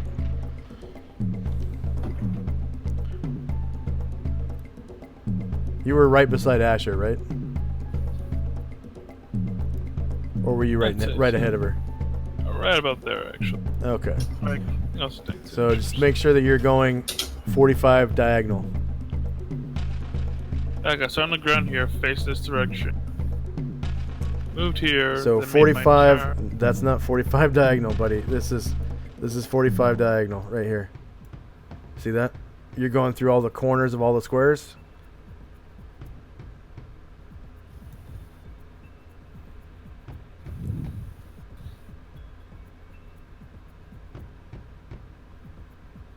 No, I'll just walk. Good. Move here. Turn. EOT. Okay. Gromnar.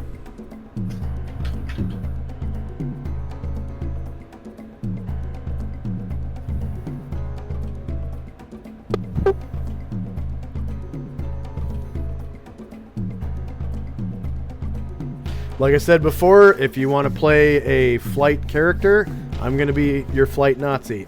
So I will enforce the rules. Gromnar. Gromnar is...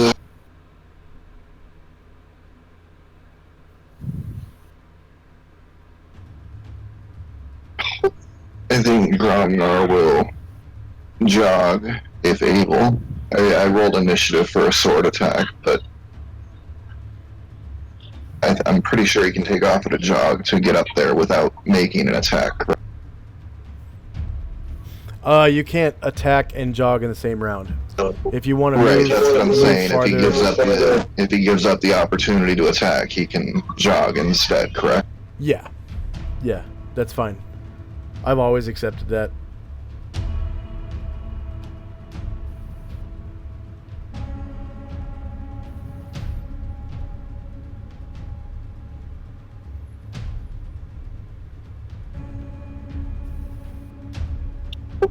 I'm just looking to see where he's going to go, because I know he's going to take at least one, if not more, attacks of opportunity to get into everything and keep.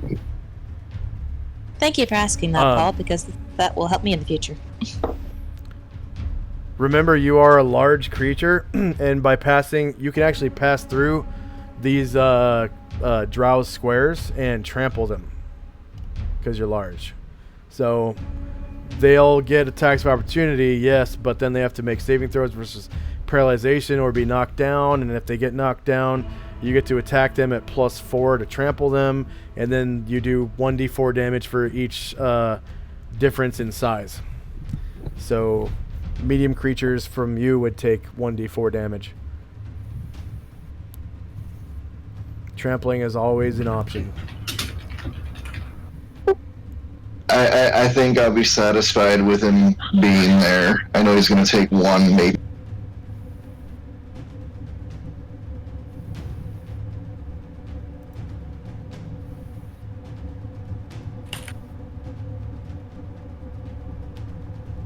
Nope, you don't take any attacks of opportunity. Oh yeah, that's right. The yellow dots are our friends. I forgot about.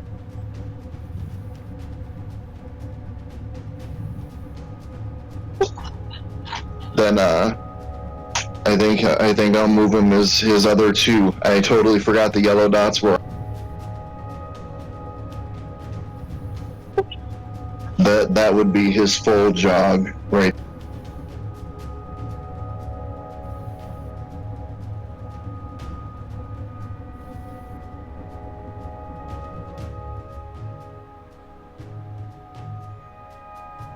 Okay, you take an attack of opportunity as you pass by this drow, which is the bedazzled one, and it's still alive.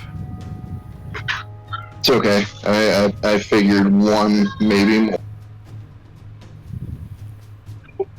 He just, he's doing what he does. He's putting himself between danger and the...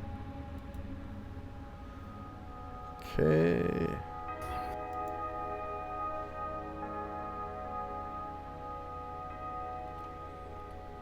Front, melee, same elevation, -2 to hit for being bedazzled.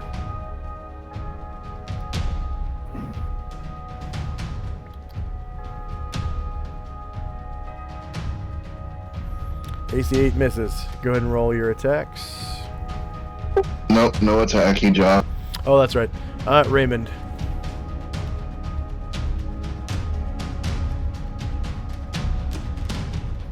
Alright.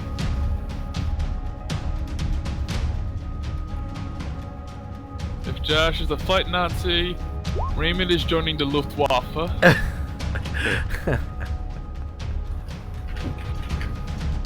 Gonna take flight. Go about that far. Wing 1. And that's his turn. Okay, next up is Calamar's second attack. I would like to attack the bedazzled one. Okay. One, So I'm two, going to shoot him with my bow. short range. And you did called shot, right? So -4. And the dazzled one is attacked from the front. Shorter melee, same elevation, but -4. -4. Okay.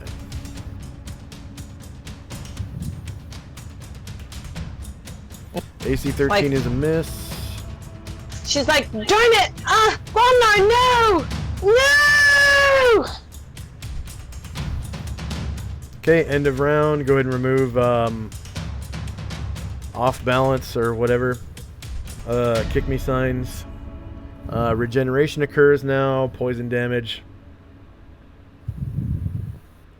And go ahead and roll initiative when you're ready.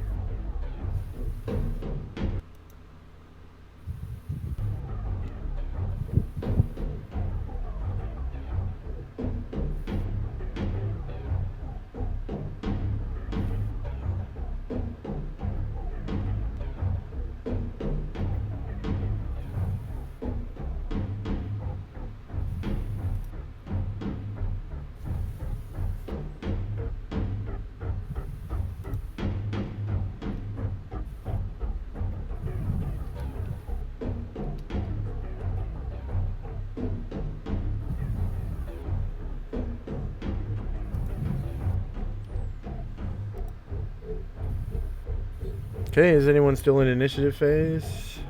What? Oh. What am I scrolling? Initiative. Done.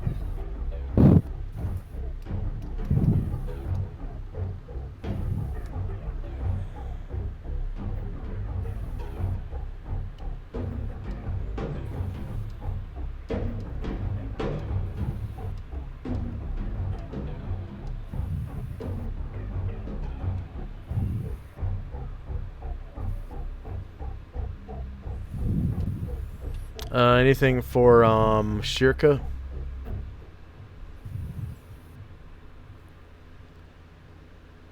Okay, so you're casting your charm spell, Stormcaller. I mean, well, of course. Why wouldn't I? Okay. All right, here we go. Sending. Oh, I haven't finished yet. I'm trying to find the spell. So, quick question. Do you have that rule for breath weapons just because it's easy, or just because it makes it simpler, or because that's the actual rules? No, there is literally no rule for changing the shape of a breath weapon, like anywhere. It's not in the monster manual, DMG, nothing. Okay. So I choose not to homebrew it. And I mean, to me, it makes sense anyways if you're shooting downwards in passing, right, with a breath weapon. When you first start spewing your breath weapon, it's going to be thinner and thicken out at the end anyways. So it'll be the same shape. I mean, it makes sense to me. I've actually had another dragon player that had a problem with that, and I had to kick him out. Not because of that particular thing. He had a huge problem with that. Like, he wanted to make basically a beam out of his 90-foot wide breath weapon that was It says in 90 the feet Council long. of Worms that you can't do that. The weapon's shaped how it's shaped. It's not, Yeah. but it doesn't mean that you can't change the angle of it. It's just an issue of trying to changing do the that. angle of it is the same thing as changing the shape of it, to me. I mean, It's just more difficult to do. I see. How do you judge the difficulty? Is there a die roll? Like, I don't even know what you're talking I about found now. a diagram for it, but it doesn't matter. Breath weapon is a breath weapon is a breath weapon, whether you're in the air or on the ground. If you're shooting the ground, you put the breath weapon on the ground. It's not hard. Okay, looks like we are finished with initiative phase.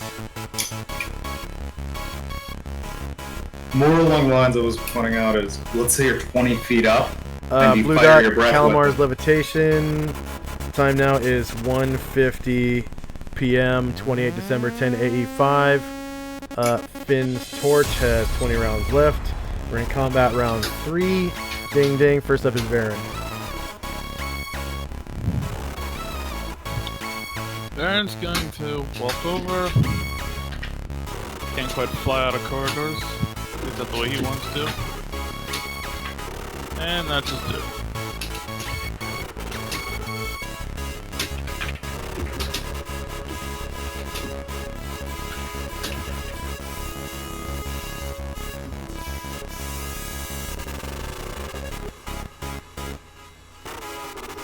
You can go ahead and remove Varen's kick me sign as well. Is that it for Varen? Actually, no, there's one thing I can do but keep forgetting to do. What's I that? will standard action close my brain. Ah, okay. So it's a paralyzation save.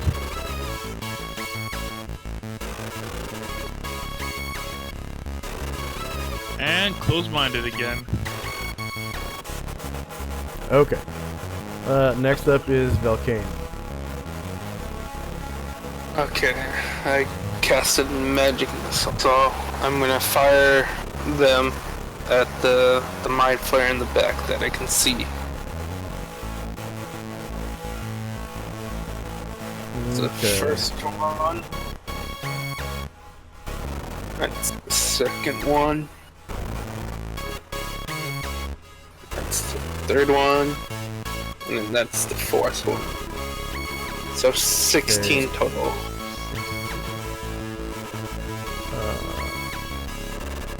1, 2, 3, 4, 5. Don't you only have 4? Yeah, I only have 4 at level 8. So 1, 2, 3, 4. That would be 5, 9, 10, 12 total. Oh, no, I'm not hit. I got 2, 5, 4, 5. Oh, I'm looking at. Never mind. I'm looking at Baron's save. Okay, so you got 2, 5. Okay, so that one actually died on the third one. Which one do you want to shoot with the 5th? Okay, I guess I'll shoot. Is that? Let me point real quick. So I can. Okay, is this Oh, you know what? I forgot enemy to roll. up? Never mind. Oh, does it have magic save? You shot the drow, right? No, I shot the mind flare in the back that I can see. Oh, my bad. Saw you said Yeah, drow. I shot this mind flare right mind here. Flare. Did it still die after the third shot, or did it take all 4? Or is it still alive? I don't know if it even took any of them. Let's see here. Okay. Let's see.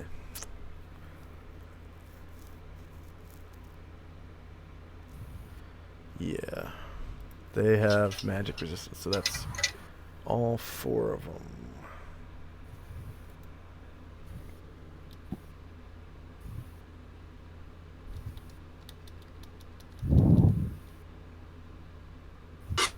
Okay, no damage from the first.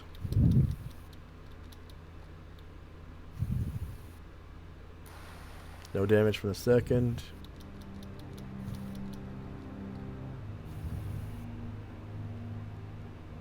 No damage from the third.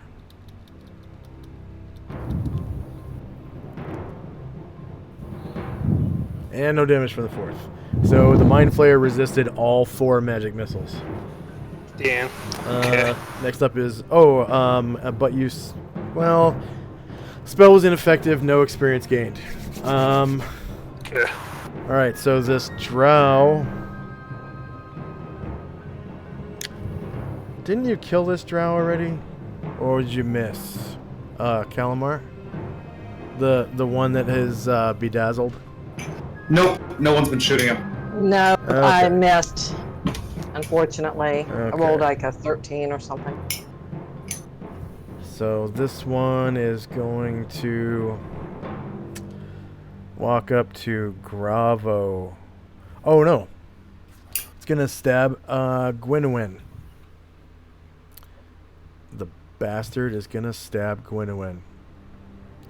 Short sword. Gwynwyn. -2 to hit, of course. If you include what?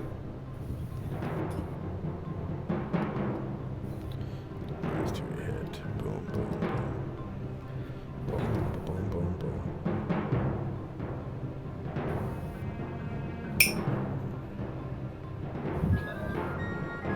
And the dagger. Yeah, -2 to hit. Melee dagger. Gwynwyn.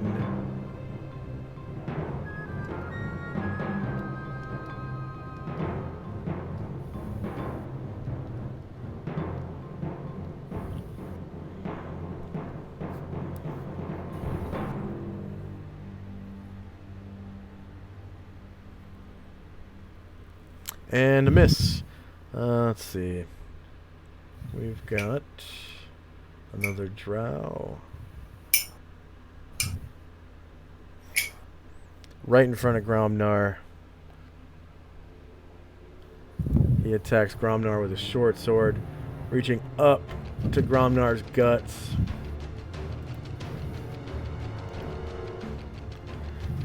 Stretching up.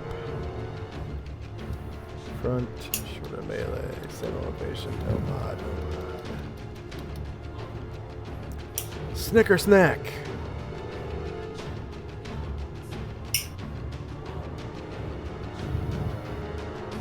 AC 4 hits, only for 2 damage, luckily. Gromnar being a large creature. And he spins around again with the dagger. Oh, you know what? No, that's a miss, Gromnar, because of your bandana. It actually inflicts a -2 to hit on drow within range. So that is a miss. You take no damage. Thank you for remembering that, because I forgot this time. Okay, so... And then against Gromnar with the dagger.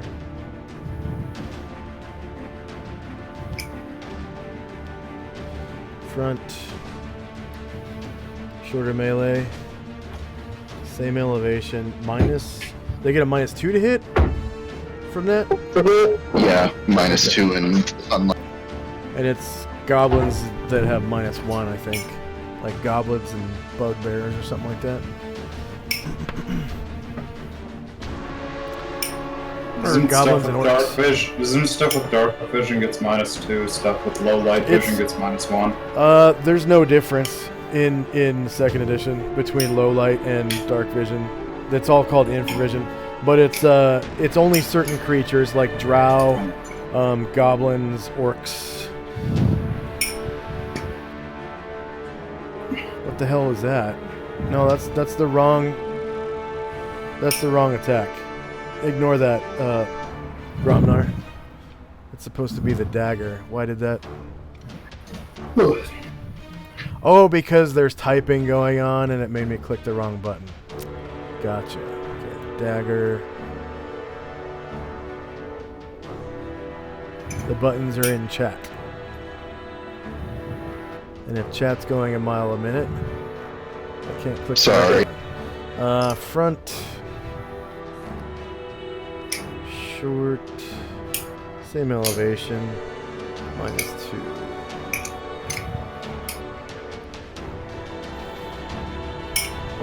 Yeah, it would be better if you guys type that stuff to each other in Discord. Or private messages. You can PM each other on Roll20. You type /W and then the name of the person you want to send the message to. And it has autocomplete as well. AC 16 is a miss. Next up is Gwynwyn. Gwynwyn's actually going to try to kill that drow that's dazzled. She draws her blades.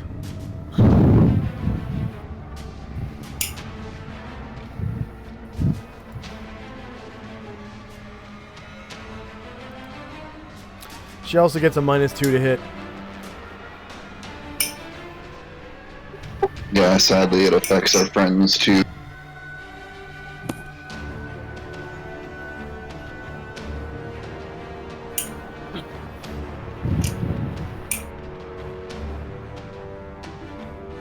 AC 3 hits, and he drops from 6 damage. So she comes around with that short sword, stabbing him in the neck, and as she pulls the blade out, there's this loud suction noise, and then followed by bright red blood spurting out of his neck as he falls to the ground, dead as dreams. -6 HP.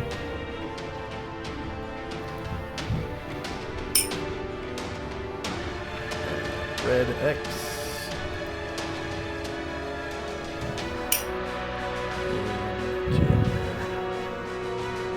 Okay, and then she, I guess she will kind of withdraw around the corner back here, letting some more qualified people up into the melee. She doesn't really have a climbing score. Next up is Asher. Alright. Moving forward once more into the fray.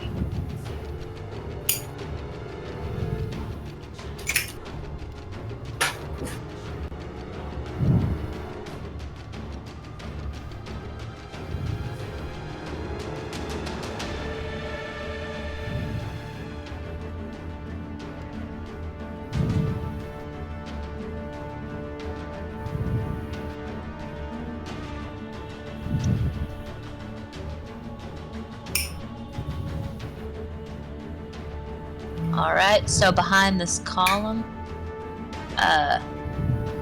Asher is going to hide in shadows. All right. And go ahead and turn your token invisible. Whoops. Not saves, checks.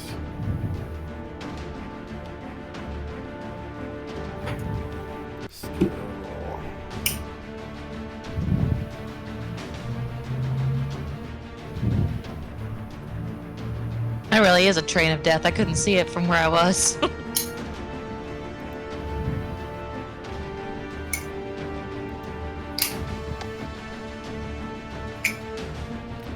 Okay. And next up is one of the drow. So this is the assassin type. Male. He comes over to the stairs. Climbs the stairs. Comes around this statue.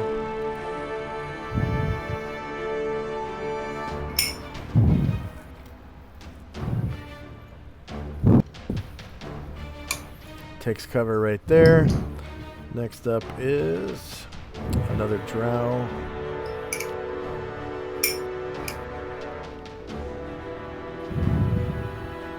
Okay, this is the one with her mind open. So she, well, the one that's dominated. She spins around, and she's gonna try to shoot that mind flayer with a sleep poison bolt from her crossbow. Attack. Hand crossbow. Let's see. 1, 2, 3, 4, 5, 6, 7 squares. That's medium range. And lower ground. It's a hard shot.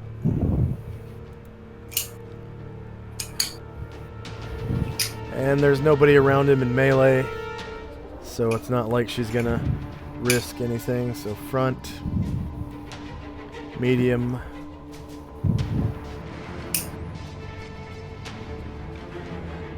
lower ground, and she also has a -2 to hit from the light situation. -2.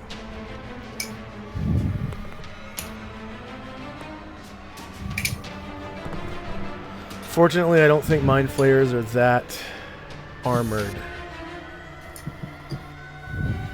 Unless she rolls a 20. Hits AC 20, so that's a miss. Too bad it's not 3rd edition. She rolled a 3. Huh. With so many minuses, it came out to AC 20. That's funny. That's like a -5 to hit. -2 from the range, -1 from lower elevation, and another -2 from light. Okay, next up is Tennille. So he's going to, just like his partner did, they're kind of moving in like with some kind of coordination now. They both back around the corner and take cover. Alright, so next up is the not-so-friendly Mind Flayer. He is going to Ego Whip Gromnar. So Gromnar's mental armor class. Like 20.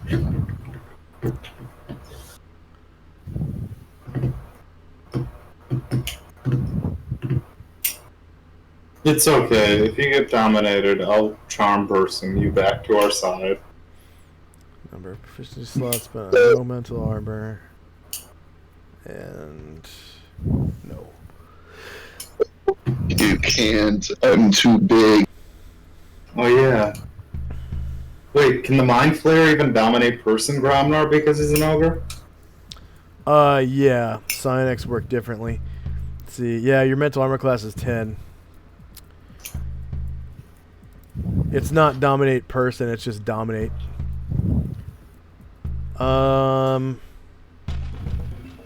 Okay, so we've got special powers. Psionics. Psionic combat. Ego whip. Gromnar. Less than 120 feet. No defense mode. Closed mind. 4 PSPs, the minimum. Isn't Gromnar level 7? Hits MAC 10 or worse. Yep, he just barely hit you. He rolled a... looks like 12. Nope, rolled a 2. Rolled a 2 and hit you. Just barely.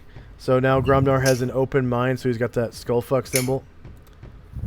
And then the Mind Flayer is going to use the telepathic power of telepathic science of domination on Gromnar.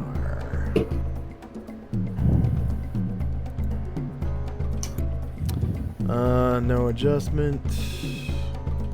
And Gromnar is above level 5, right? Yes. Okay.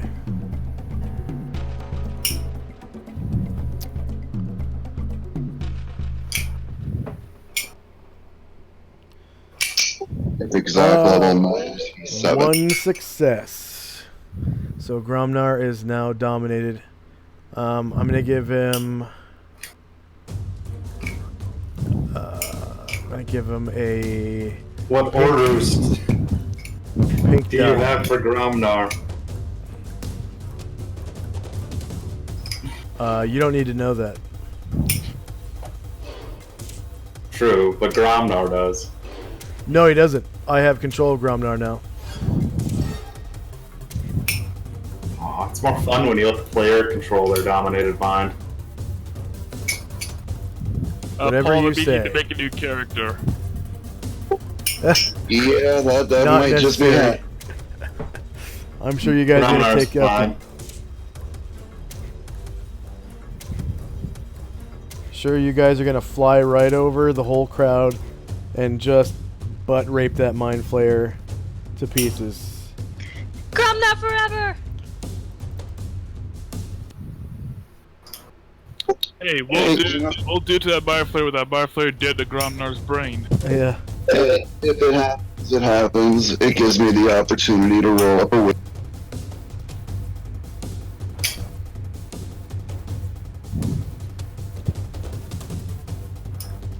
Wizards? Well, I have tons of wizard spells. I give them to ya. Okay. If Next you up, don't have Fireball. next up is the friendly Mind Flayer. He dominates the open-minded Gromnar now. Okay. Wonder how Gromnar would This- feel about that. Mind Flayer is definitely going to try to dominate Gromnar and wrestle for control of Gromnar's open mind. So, telepathy, science, domination, Gromnar. No adjustment. Level 6 to 10.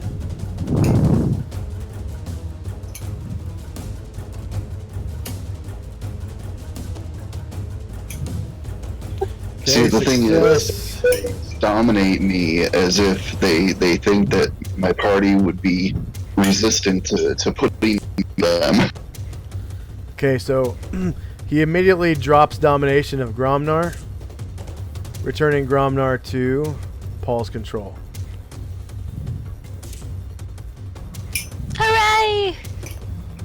Okay. Yay! Gromnar! Gromnar What lives! the average int of a mind flare is? Oh, all the brains in the world ain't gonna help you when you're dead. Well, I don't think Gromnar would necessarily know what just happened to him. Oh, he knows.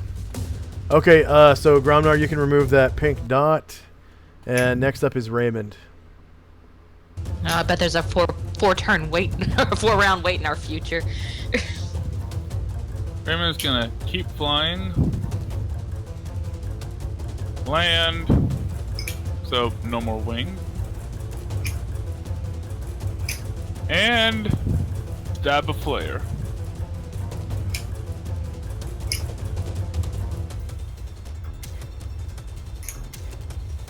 -4 for 7 points.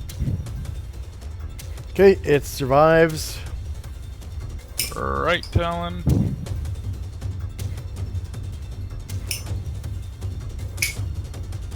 -1 for 2 points. It survives. Left talon. -6 for 1 point. It survives. Jeez.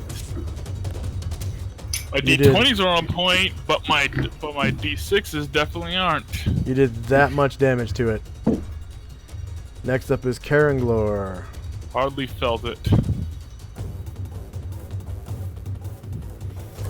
Okay. Karanglor runs right up behind Gromnar, drawing his two-handed sword, and takes a 5-foot step into Gromnar's square, two-handed swording the assassin in front of him. Whoa, what? No. Not Brian Druid.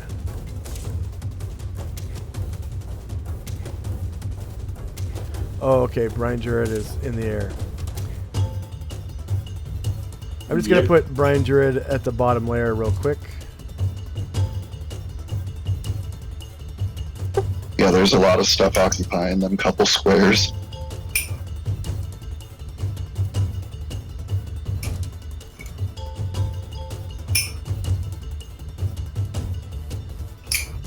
That's weird. It's not letting me select. Oh, okay. Karanglor technically didn't move yet. It's weird. Okay, so Karanglor.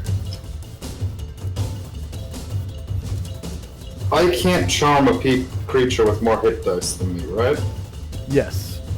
Okay. I think I have a good feeling that 9 players are going to have more hit dice than me. And then it's also only PC races with that charm person.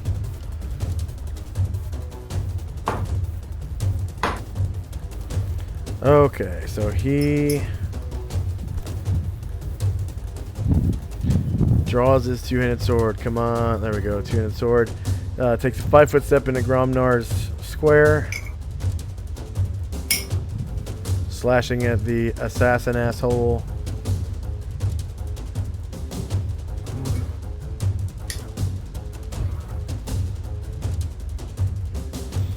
From the front. Shorter melee, same elevation, and no mods.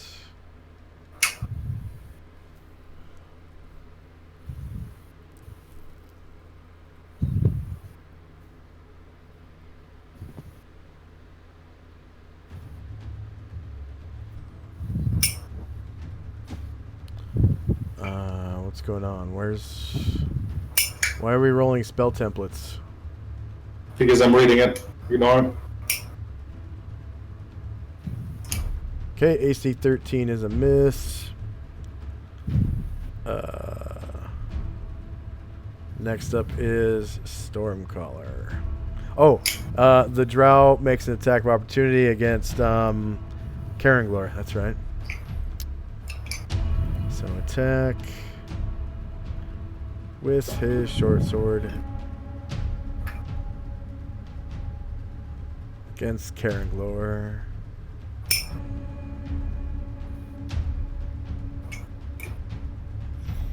Okay, front, shorter melee, same elevation, -2 to hit for lighting, and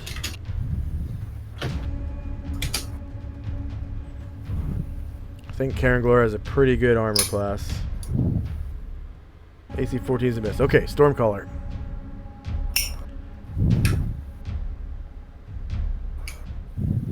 With your Charm Person, right? What? You're casting Charm Person on one of the Drow, right? I don't think it'd work on the Mind Flayer just because I think he has too much health or hit dice. So one of the Drow then? Whichever one hasn't been damaged yet. The one straight ahead of you hasn't been damaged. Okay, that one. But he's next to Gromnar. That We'll pick that one. one. Okay, so we get racial abilities, Drow.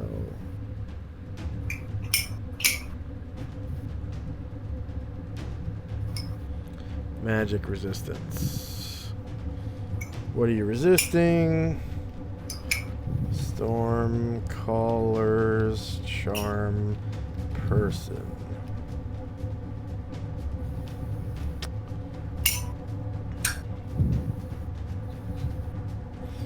No modifier.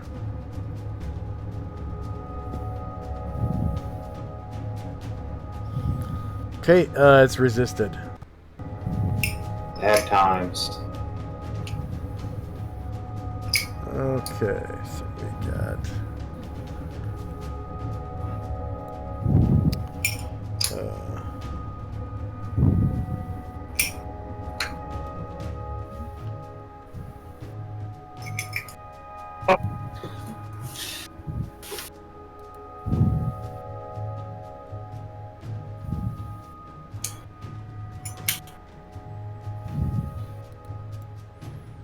okay.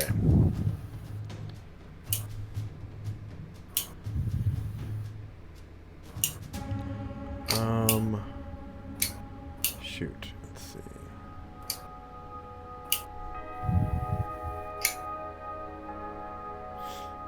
Oh. I know how to do it. Alright. So 1 second, I'm just going to put Gromnar onto the GM layer for a second.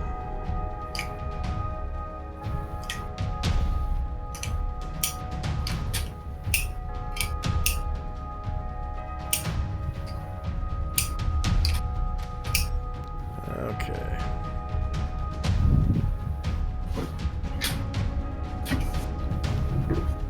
Does Gromnar have danger sense? No, he does not. Okay.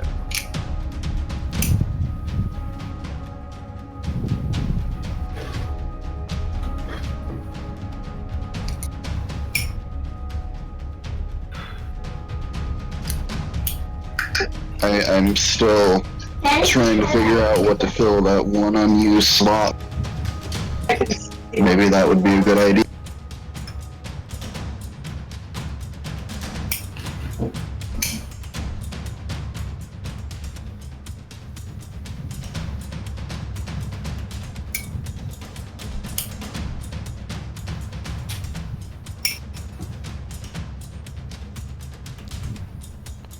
Okay.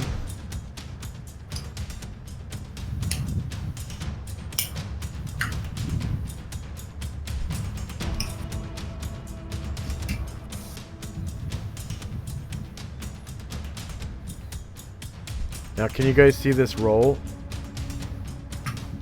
This template? Backstabbing, yes. Okay, so luckily you only take 9 damage because it was a crit, and the crit damage was like a couple of 1s or something. So you lucked out. Alright, you only take 9 damage from this backstab, and a Kuotoa Chief Whip appears, pulling the longsword out of your guts. You know, for once, the lame crits benefit us. Yeah. Yes. That was very nice. I'm happy with. Hey, something I can charm that doesn't have spell resistance. And next up is Leifon Show. Will take movement to get the robe. Yeah, picking up your clothes would be a half move. And I think putting them on would be a full round. What about these new clean robes over here?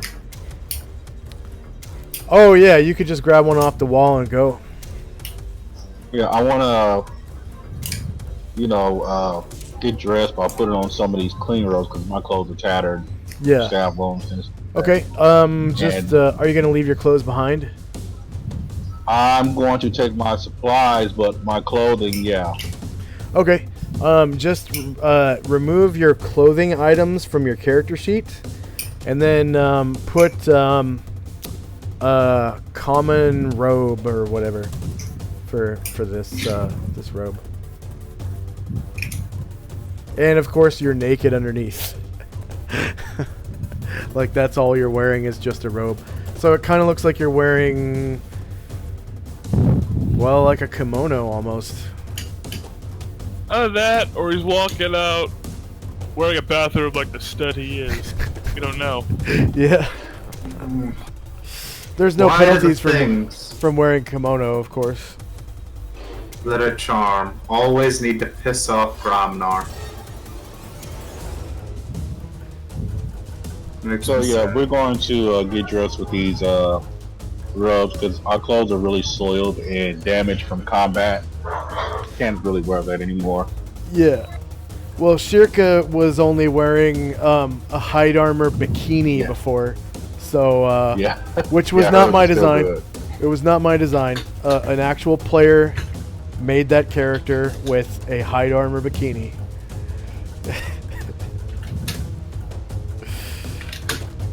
Okay, so the armor's still good. I mean, it's like any RPG video game, you know. The female character's got the sexy armor that protects just the metal whole body shit that the guys. Well, Yeah. well, it's fine. You see, Baradal's ushers are canonically shirtless, so there's plenty for the ladies too.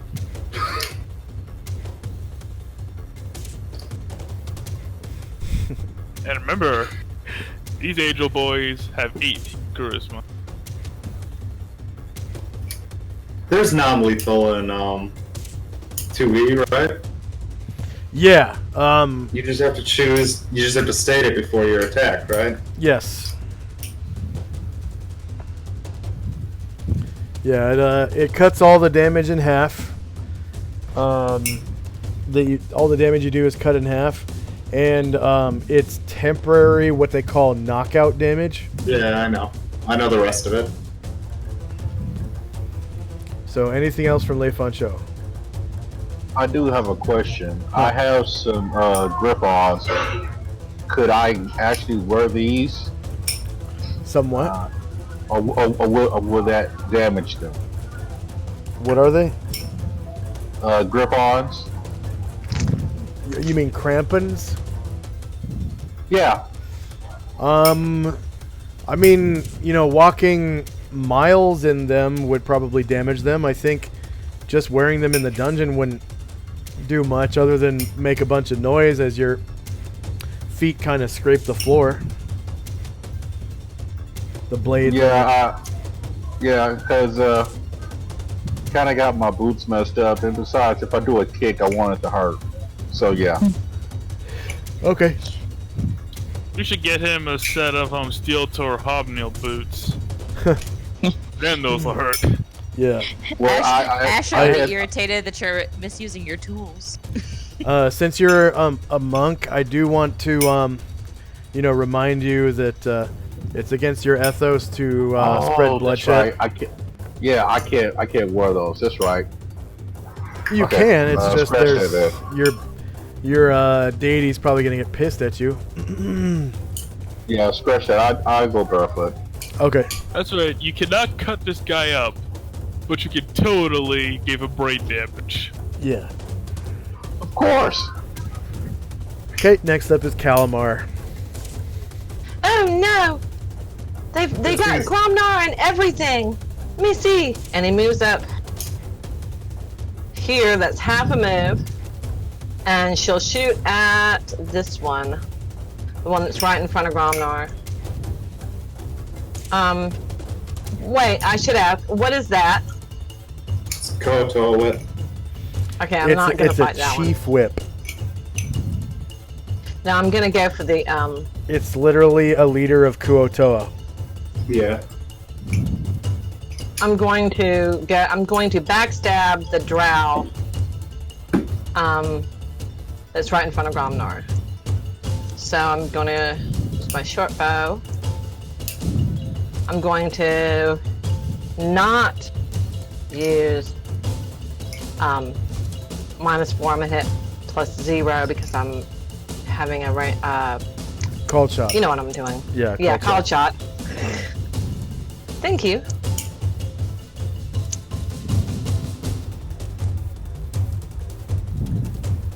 -2 for 12. Okay, go ahead and describe how you take him out with your called shot backstab. She runs up and goes, Gromnar, no! And she pulls back and she's like, you don't hit Gromnar! And so she lets go of the string and it shoots him right in the heart. He's like, and he looks at Gromnar and he's like, oh! And he fell. So yeah, he knows he paid the price for hitting Gromnar. Hey. And I'm now visible, so. Yes, Calamar does become visible because of the magic of his ring. And there we go. next up is one of the drow.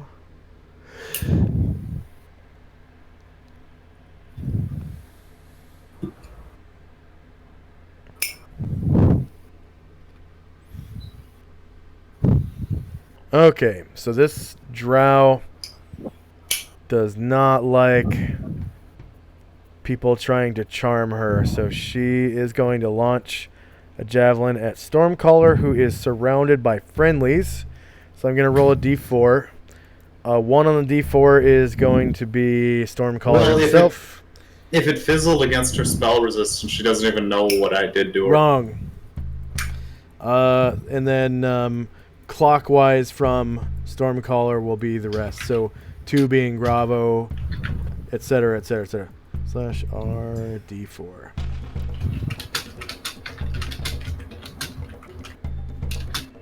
Okay, it is Stormcaller. Javelin. 1, 2, 3, 4, 5, 6. So that's medium range. And there's a -2 from lighting. Javelin. Do.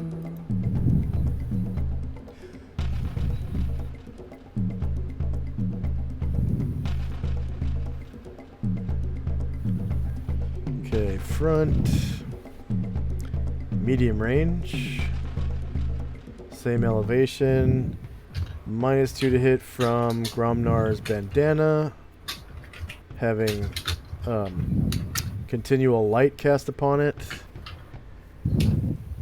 So she's kind of like shading her eyes from the light and like aiming, and she and misses Stormcaller as a javelin hits the ground nearby harmlessly. Next up is Gravo. Okay, Gravo is going to come up here and face this wall, doing a vertical leap from his barbarian abilities. It's a running vertical leap because he moved 10 feet at least, so leaping and springing. Running. Oh, running spring, I guess, is what it's called. Spring is up, leap is forward. So running spring. He is level 4.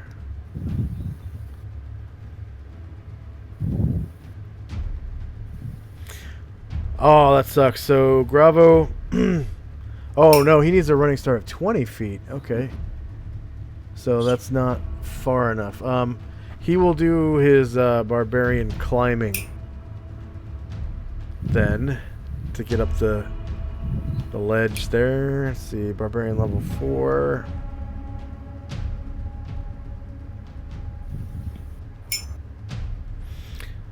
Barbarian fighter can climb walls and other surfaces, including ledges, cliffs, and trees without the aid of tools.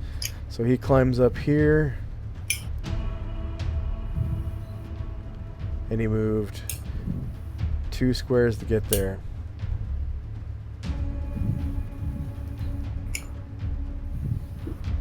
So there's 3, 4, 5, 6, 7, 8, 9.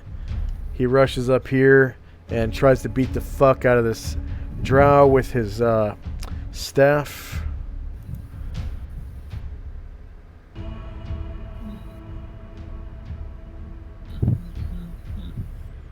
Quarterstaff against the drow.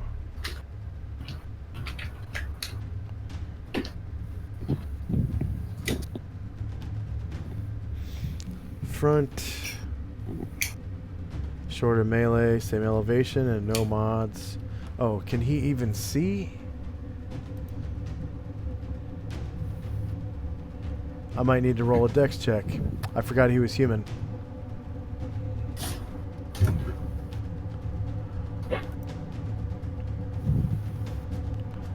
Let's see. Oh no, there's continual light. Okay, that's right. Continual light fills the room. AC 1 hits, causing 5 damage to the drow. So he comes around, bats him right across the face with that quarterstaff, knocking 5 hit points out of his jaw. Next up is Lazarus. Lazarus is way back here. Move up. Go jog. And I just That noticed. far, and that'll be his turn. I just noticed we have not had a 5-minute break yet. Let's take a 5-minute break right in the middle of the round because it's been hours, like 3 hours. We'll be back in 5, and we'll pick up All right. Brian Druid's turn. Time for a commercial break. If Josh was partnered.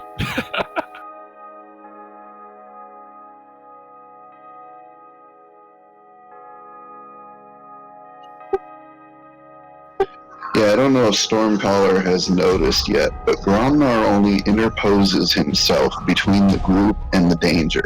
He does not attack anything that does not attack him first, though.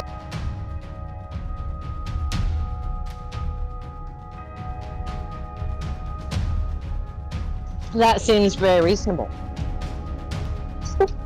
I mean, he'll take hits for the group all day, but if something does manage to hit him, he's going to hit it back. That's just that simple. Yeah. That would probably be a great way for Calamar to be, because he shoots a drow on sight. He could be shooting his twin. It could be another Calamar for all he knows. But there's no one like Calamar, so he's going to shoot him. I mean, he'll stand in the way all day. You know, as long as things don't hit him, he's not gonna.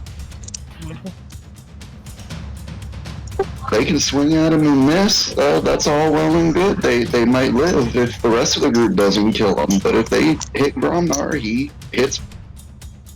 Yeah, he does. I saw that. I saw your hit points. They seem like they're better now than they were earlier. Like, I remember 2 or 3 sessions ago, like, you were down to like 13 or something like that. He got a couple of heals a few sessions ago, and he's managed to avoid most of the fighting by his wandering. But I mean that doesn't really help. He's still under 50%. Ah, poor things. He really truly has not been at full hit points since level 1. Yeah. We're gonna have to teach him about, this is something that you have to do, right? Like if you have a toddler, you have to teach him how to use the bathroom, and because you have to do it. When you got Gromnar, you're gonna have to get him used to the heals. Like you say to Dean, heal me, okay? Heal me. He has to get over that jail mentality of showing weakness. Yeah, he has to get over holding on to his shit because Yeah, I mean he doesn't ask for help. I know. We're working on it. He doesn't turn it down, but he doesn't ask. Maybe Asher can convince him that it looks really tough when you ask for heals. Yeah. Like you're gonna go take more. He really truly has taken a liking to Asher. I don't exactly know why, but he Calamar has to. Yeah. She's smart enough to manipulate people. That probably means that she might actually end up losing you your own arm. Believe it or not, he's actually taken quite a liking to Stormcaller, too. If Stormcaller hadn't gotten out of that doorway, his intention was to come up, grab him, and shield him with his... Aww. Gromnar's a freaking hero. I love Or him. idiot, whichever comes first. Yeah. Also, just tell Josh I rolled this for next turn because I'm going downstairs to do something, and that's what this is for. Okay. Because I need to go downstairs and do a few things. So just make sure he knows it's my initiative for next turn for Charm Person, and just someone, whoever's relevant, to cast it on.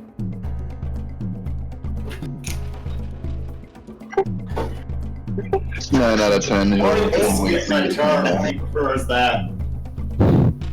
Yeah.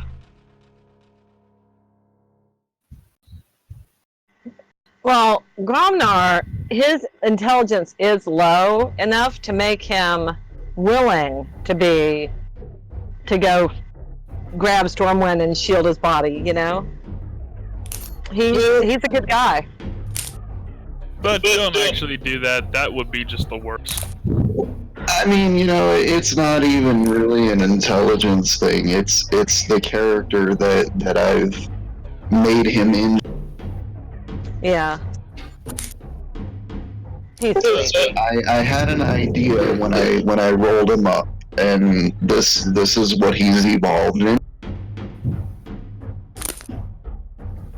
Like I said, Yeah. Gromnar will either save the world, or he'll help destroy it by accident. No. See, his intention has nothing to do with anything on that scale. The people in his immediate contact are who he looks at as his family, and he will live or die to keep them alive. Exactly. Well, everybody else in this party feels the same way about you, Gromnar. Well, that may be debatable, but either way, he'll take it.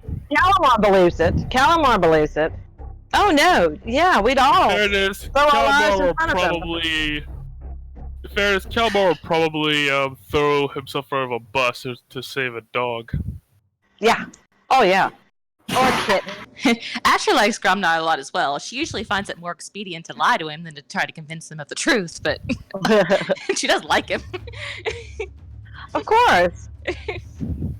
And lying to someone in order to get them to do the right thing, that's chaotic. So yeah. There's It's not Erratic bad. says Astros actually can't lie. Literally can't.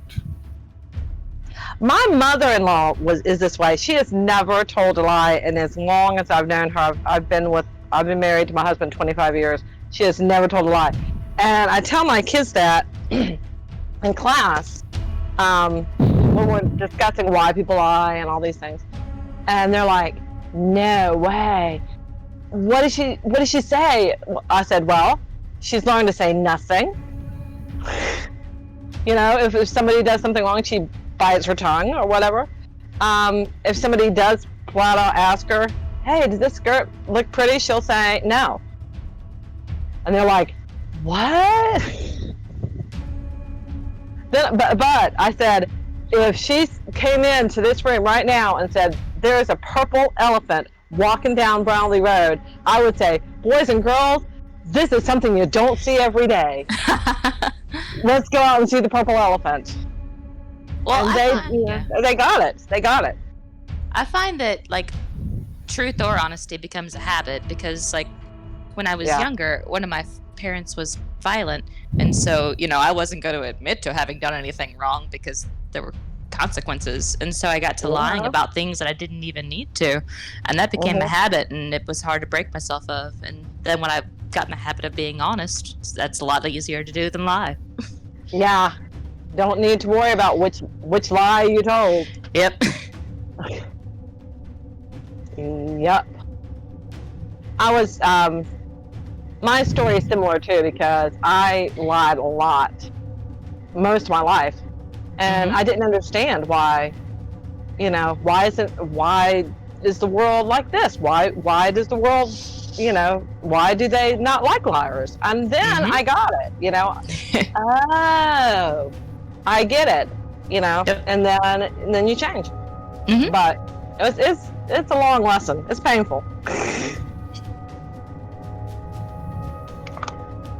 I'm 50, so at this point, I just don't give a shit. Yeah, I'm only 33, but I do find that every year my give a damn goes down more. Yeah, really. I wish I knew this before my stroke, because I got it the not give a shit because of my stroke, and I am so thankful that I did. That stroke was worth it.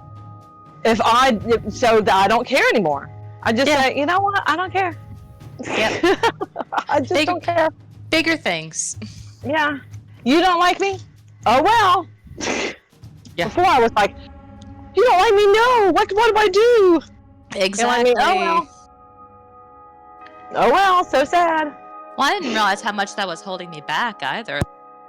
Oh yeah. When I finally, began to embrace like, I'm not out to.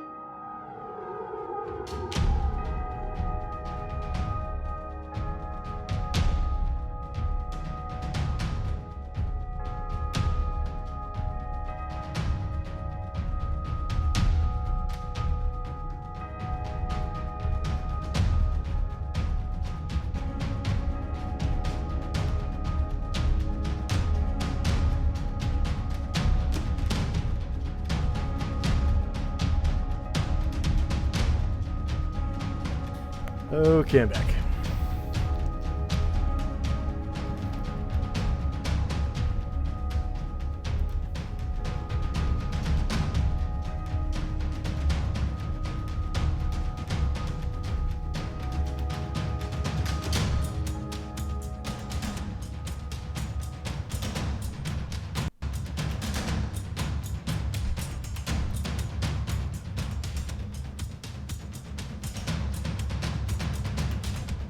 There you go.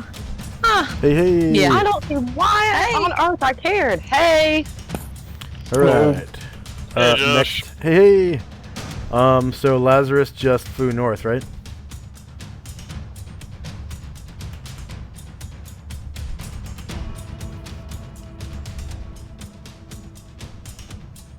And then next we have Brain Druid.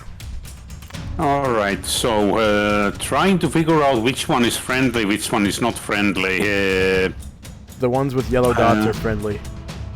Okay, so what is that in front of the yellow dot one that looks like... Manta ray?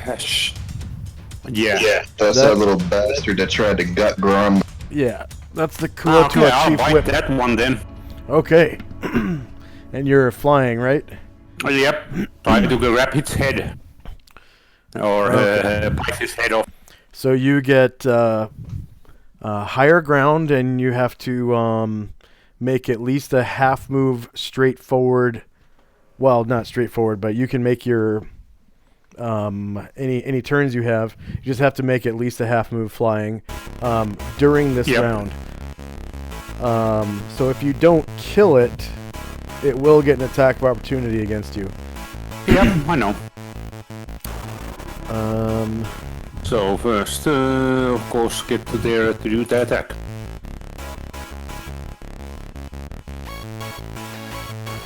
And you actually could kill it if you roll a crit, I think. Yeah, if I roll a crit. Because you do a metric fuckload of damage with that bite.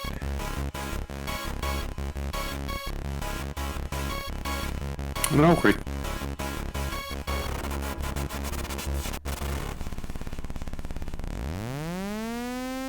Looks like hit 420. Good God, that is a lot of D6s on that bite damage. Yep. Holy shit. Gold dragon bites are no joke. Okay, so 20 damage. And then it will do its attack of opportunity. Yeah.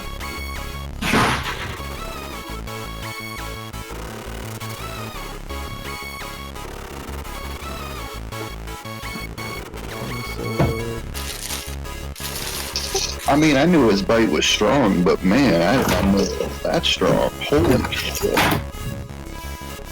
Oh yeah. Well, he ate some drow and swallowed them whole. So that should give you a little hint. Indigestion. Dragon-sized indigestion. I am. Just wait for that dinosaur poop. Oh wow, he actually hits you. -2 for 10 damage. Yep. Ouch. And then you What can did he hit me with? longsword. Oh. Nice little slash right along your belly there. Whoosh, as you pass over him. Well, I guess the next one is gonna hit me next because I'm gonna fly over them next. Okay. I mean, you could turn 90 degrees left if you wanted. I mean, you don't have to. No, yeah, true. I can do that. Yeah. I don't know how much. Where did you start? You might end up flying into a wall there. I have only gone 4 by the time I'm here, so if I do 90 degree, I'm gonna fly a wall. Yeah.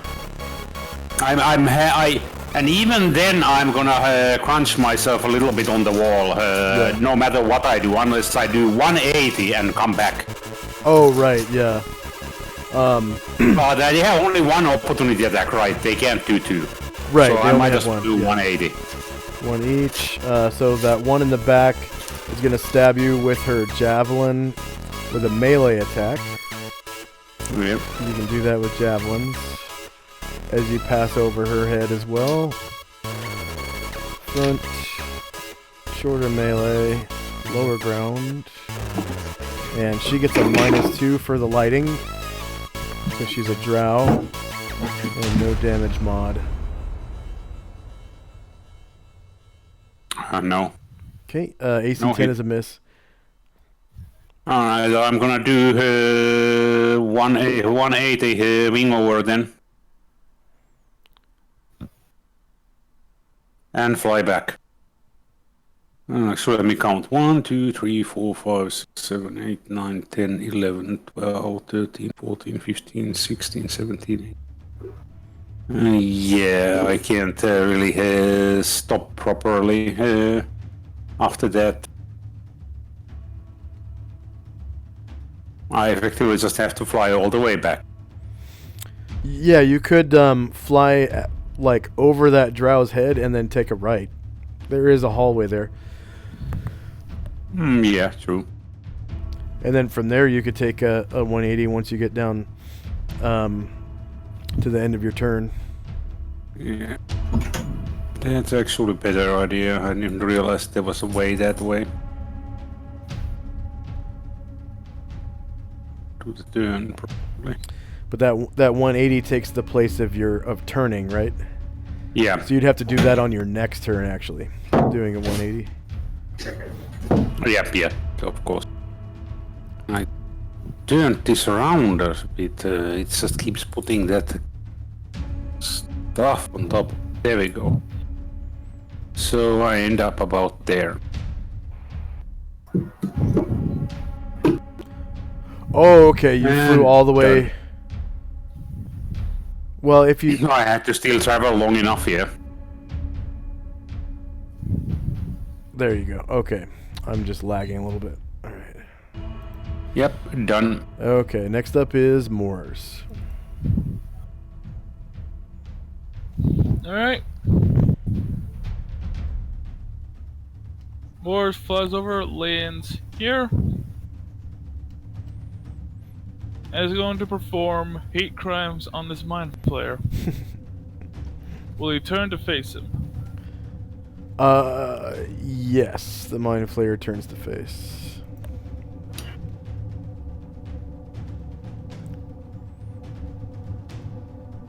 -2 for 8 points. Okay, he survives. Right, Talon. Or it survives. That's a miss by 1. Cause, you know. -1 for 2 more points of damage. Okay, for a total of 10, and it survives. And that was your last attack?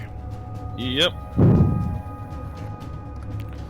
Okay, you've done that much damage to it. Next up is Onras. He's gonna fly over.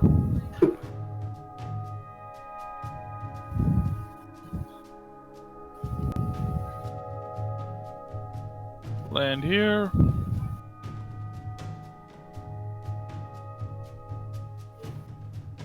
And he'll try to stab that flare. Okay. Yep, front, -2 melees. Yep. for attacking through a friendly square. -2. Yep. -2 for 7 more points. Okay, it survives. That's all they can do for now. Okay, you've done that much damage to it. Next up is Dean. Okay. Dean's gonna ride up. Stop at this awkward spot in the square. I'm assuming he has... Oh, I just clicked on Thar by accident. I'm assuming Dean has, you know, lower ground. 1 second.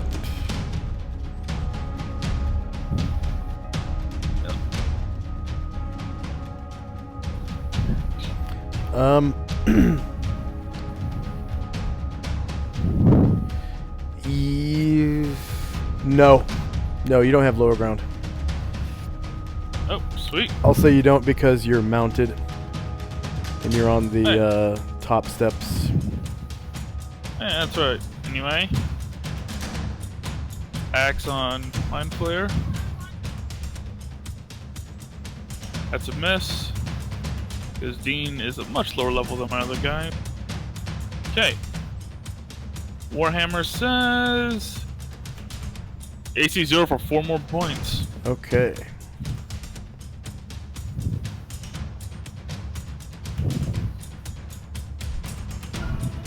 It survives, but you've done this much damage to it. Next up is Gromnar.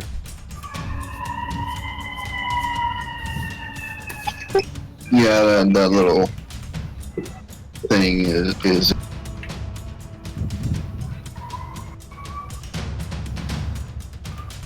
Are you attacking the monitor? yeah, the one that tried to gut it. Okay.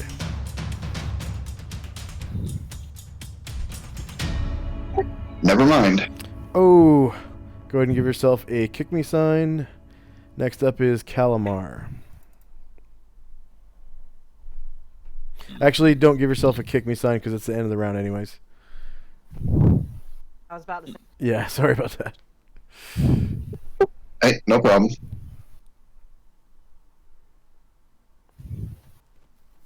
That's the cool thing about being a large creature using really big weapons. If you roll really bad, it usually doesn't matter because everyone else went before you did. Yeah, realistically, when he attacks with his swords, he's not going before 11. There's not much going after.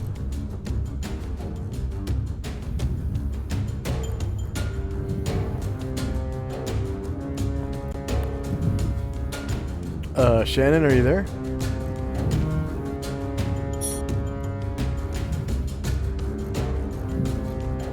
I could have sworn I just heard Shannon's voice. Yeah.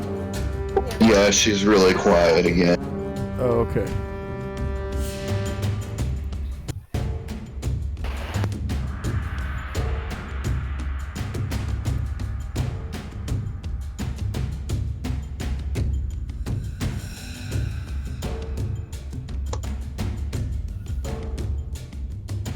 Okay, she just rolled initiative for Calamar, so I'm guessing Calamar doesn't get another attack. No, he doesn't. He moved half move before he attacked last time. Oh, I gotcha. Okay. Alright, go ahead and roll initiative if you haven't already. Okay, now that we're there, Stormcaller had to run downstairs wherever he is at. Oh, okay. Oh, okay. I was just gonna let you know the initiative he rolled was for this. Yeah.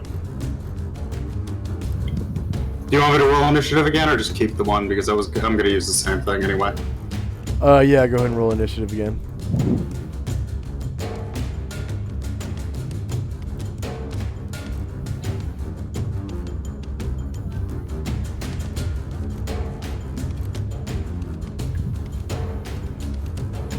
Okay, is there anyone still in initiative phase?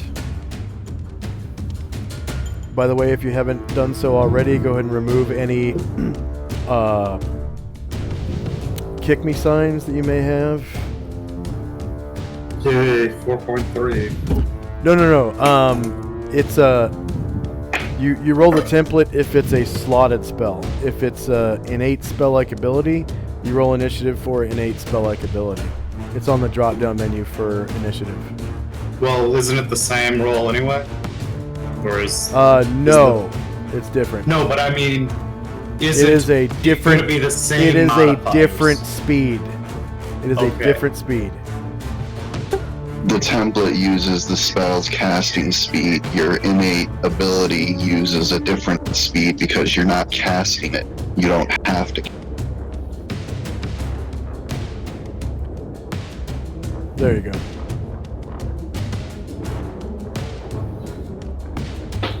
So from here you can see that the speed is quite different. Well, I don't understand what any of that means. I just see the 2. I know I rolled a 2. The speed is 3. So it says 2 plus 3 plus the 0.54. Whereas before the casting time was 1. You rolled 4.38. Okay, anyone still on initiative? What is that? phase? Well, I'll figure it out. I'll ask Gav. I'll try to understand it better after the game. Write a note for myself. Okay, here we go. Blue dot is Calamar's levitation. Time now is 1:51 p.m. 28 December 10 AE5. Finn's torch has 19 rounds left. Combat round 4, ding ding. First up is one of the mind flayers. It's the friendly mind flayer. Okay, so getting sick of the other mind flayer's bullshit, He is going to engage the other Mind Flayer in psionic combat. Okay, so How do we convince an innately evil creature to help us again? Say again? We didn't kill that one earlier. Oh, okay. Convincing a hostile creature to be your friend is pretty hard. First, you communicate with it. No, I was saying that was what Stormcaller said out loud because even though he hates Mind Flayers, he's really happy to have one right next to him right now. Oh. You're just saying, how do we convince this guy to help us again? Clearly not paying enough attention to the life or death battle going on. So that Mind Flayer has mental armor class 6.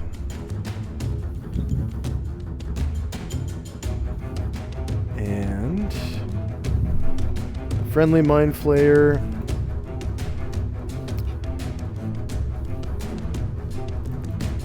let's see, what do they have for psionic combat? They have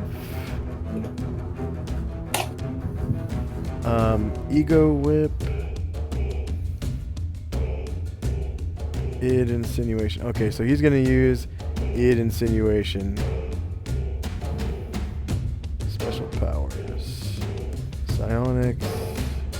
Actually, no, I think Ego Whip was the most efficient. So telepathy. No, not telepathy. Silent combat. He's just going to Ego Whip him. But he does have 2 Ego Whips this round because it's an odd round, right? Nope, it's an even round. That means the other guy has fucking 2 Ego Whips. Okay. That sucks. No, even round means this one has 2 Ego Whips. That's right. So he's going to Ego Whip the other one twice, using maximum PSPs. Ego Whip.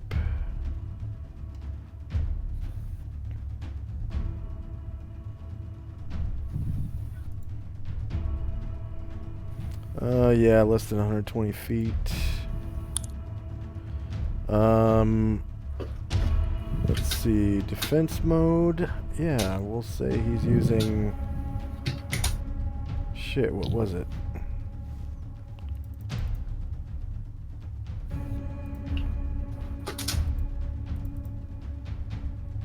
Come on.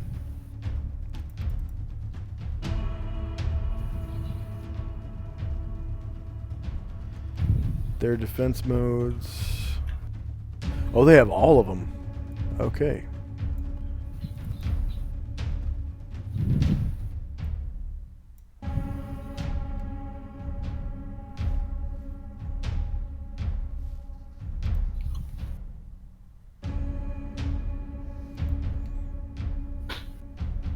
I need to zoom out a little bit. Okay.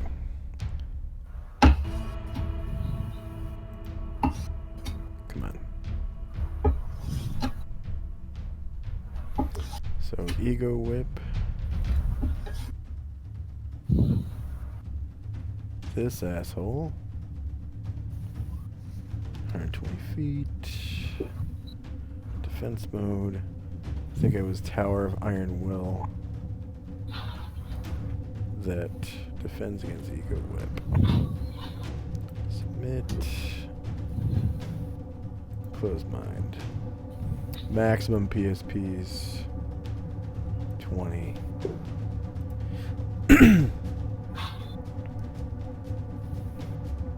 Hits MAC of 2.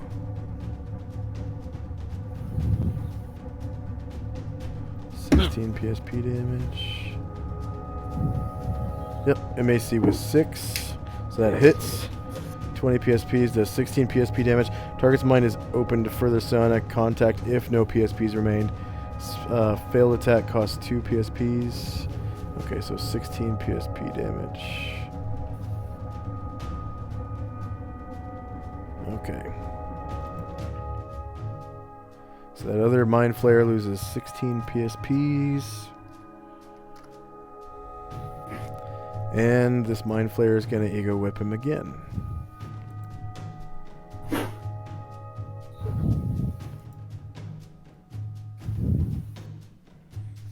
...120 feet. Tower of Iron Will.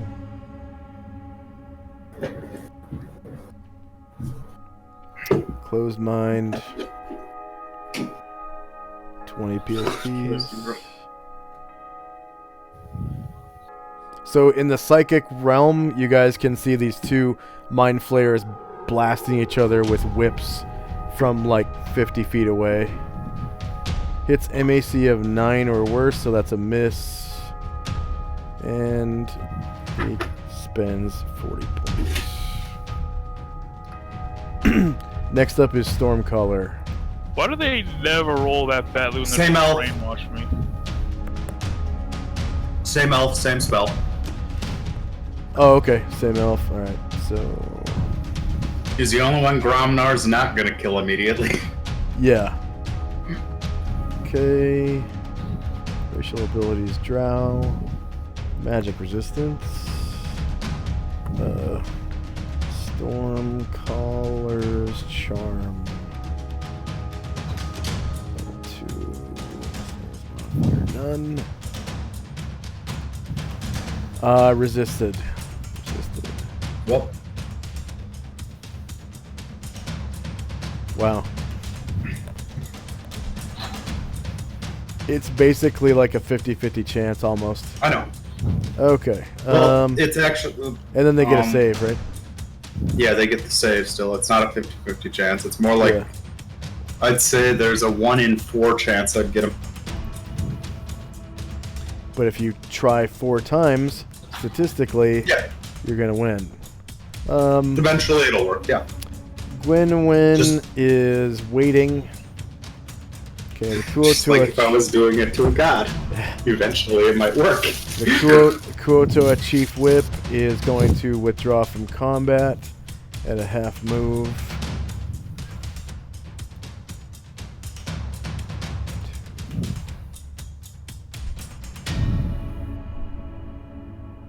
Or I might get sent to a room full of celestial dreadnoughts.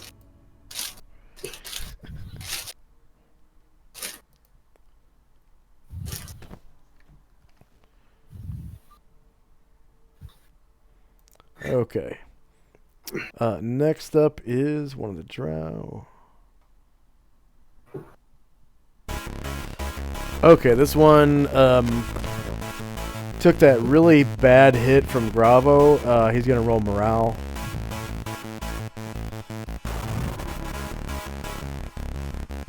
Is it instant death if I do more than double someone's hit points?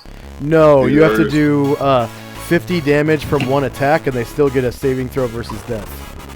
Okay. Like, if they actually survive the 50 damage, they get a saving throw versus death. And if they fail, they're automatically dropped to 0. Okay, so this one passes morale. He draws his blades and tries to stab Gravo with his short sword.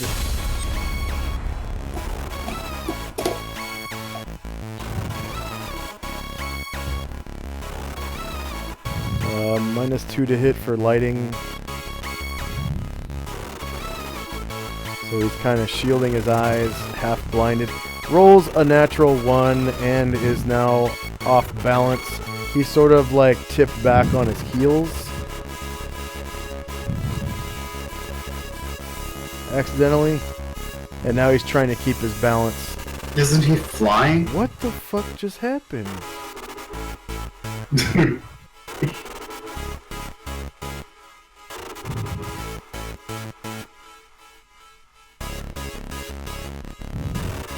That's weird.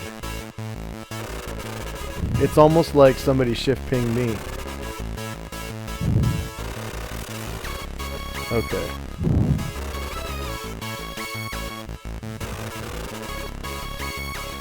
So this Mind Flayer's not levitating off the ground? It's a Drow, not a Mind Flayer. Okay, next Drow. Oh, I'm an idiot. Oh, okay, that's oh, that's the friendly drow. Okay, that's the one that's charmed by the friendly mind flayer. Okay, so that's another 4 points off of this mind flayer here.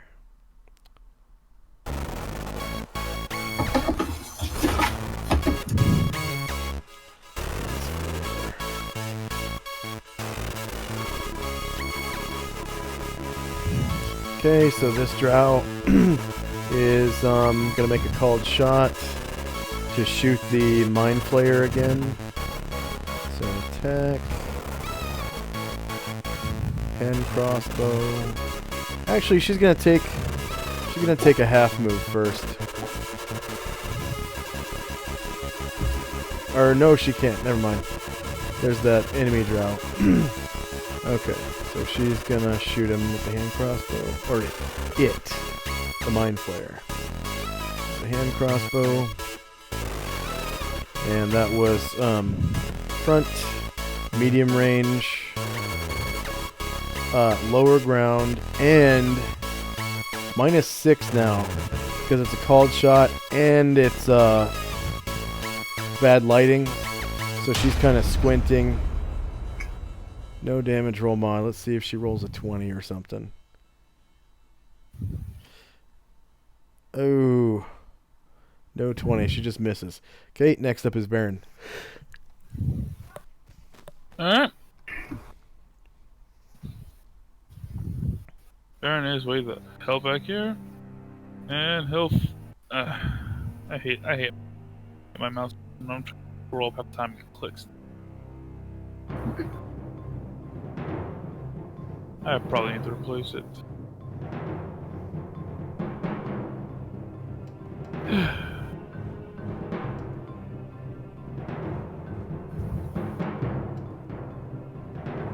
Get this far. Land here. Okay. EOT. Next up is Tennille, who is waiting around the corner. Then Asher. Alright. Going to attempt to move silently. So, kind of creeps this way, but can't take the full movement without bumping into the Mind Flayer or Stormcaller. So she's just gonna chill. Oh yeah, you get I think you get 4 squares of movement, and diagonal counts as 1. Oh, okay, so I can go by them. Yeah. I thought it was 3 for some reason, but you're right. It's a third. You could Alright, be and 1 square in front of Stormcaller Yeah. if you want to. all right, so kind of squeezes by against the wall Yeah. and heads out in front of Stormcaller. Okay.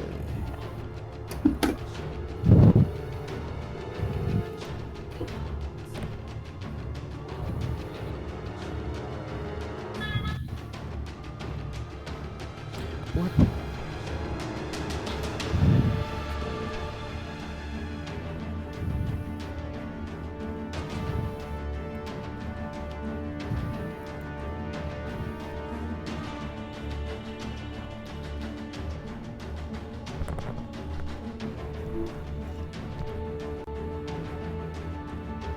Okay, next up is Valkane with his magic missiles. Yep. He's going to attack. Ease him on this drow right there. So there's the first one. Okay. Do you want me to use them all at once, or do you want to roll the magic save? I'll just roll the magic resistance on for that one real quick. Well, technically, by the wording of the spell, magic missiles all use the same damage from what you initially roll. Did what? They all use the same damage of the first roll.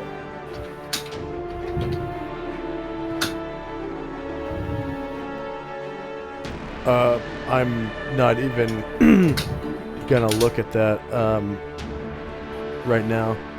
Like, I don't even care.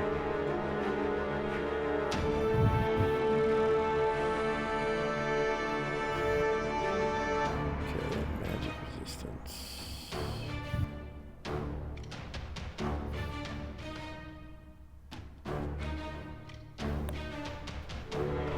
MM for magic missile.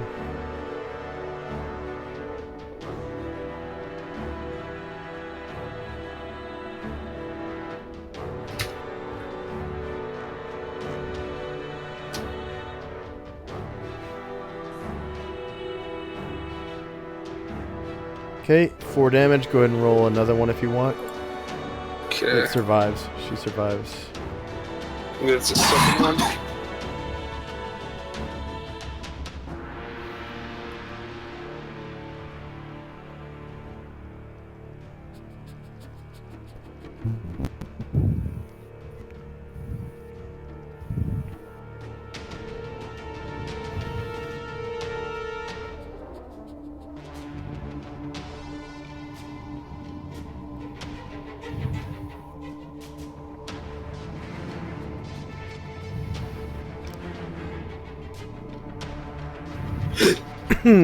Okay. She failed and takes 3 more damage, but she survives. Okay, here's the third one.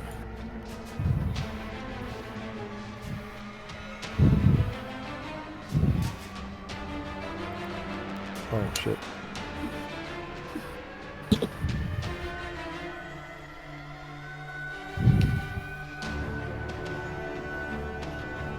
God damn it.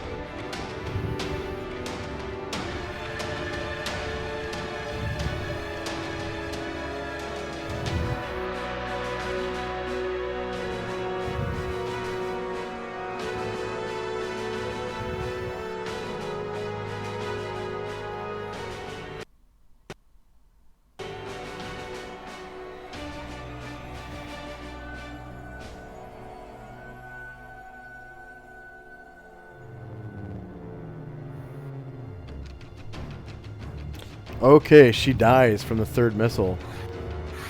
That was a total of 13 damage, right? No, 12. Okay. And you still have another missile.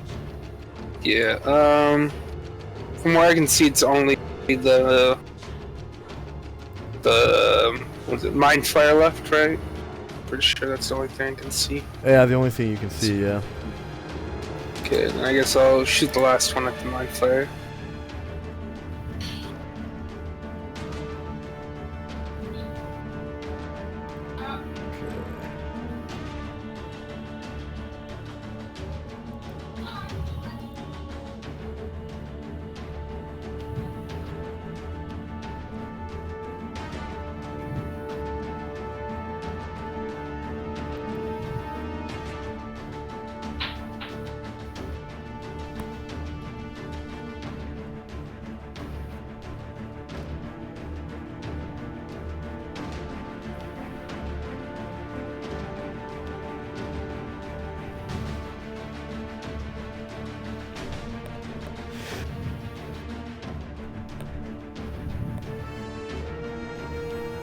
Okay, he resists it, or it resists it. Next up is, I think that same Mind Flare.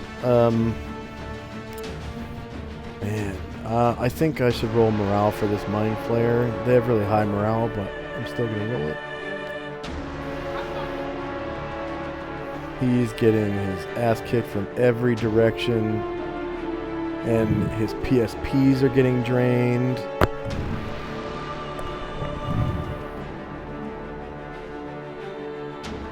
The world is closing in on him.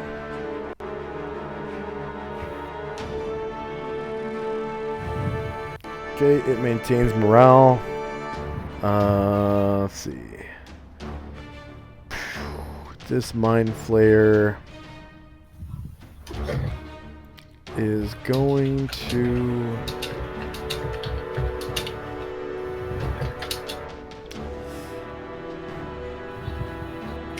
Let's see. It is going to...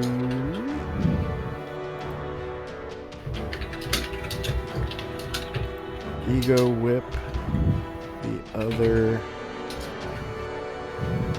Mind Flayer.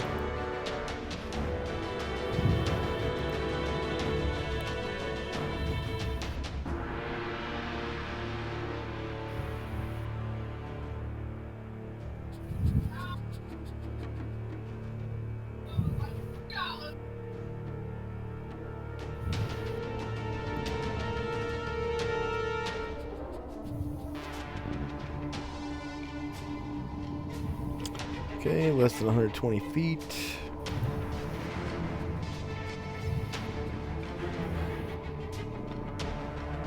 Defense mode is going to be Tower of Iron Will.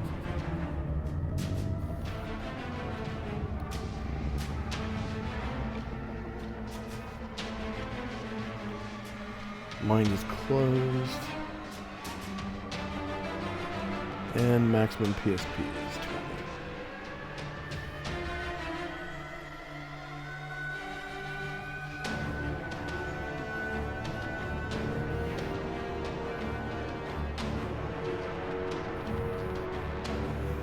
Woo, hits MAC -3 or worse. Spends 20 PSPs and does 23 PSP damage on his enemy. That was lucky.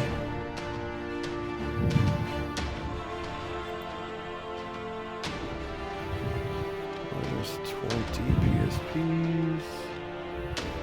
So Sonic fights are basically battles of attrition. Yes. They're kind of like a duel, almost.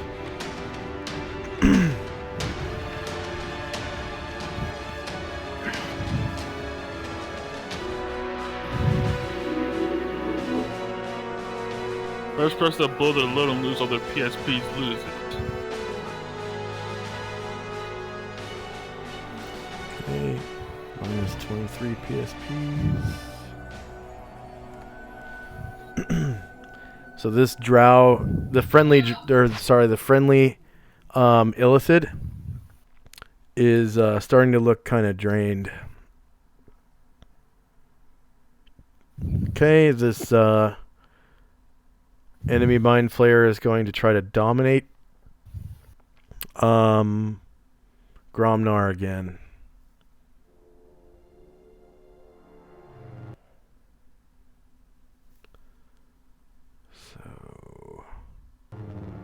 Telepathy.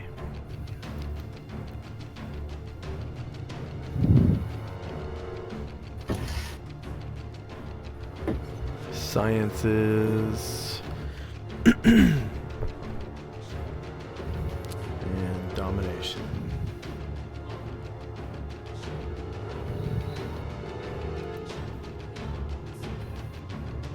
No miscellaneous adjustments. Gromnar is like level 7 or 8, maybe 9. Only 7. Yeah.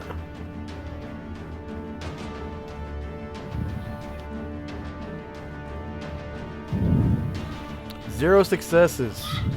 PSP cost is 6 on a failure, so it wastes 6 PSPs.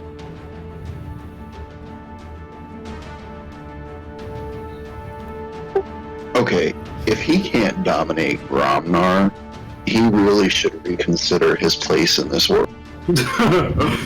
No, it's Gromnar doesn't matter.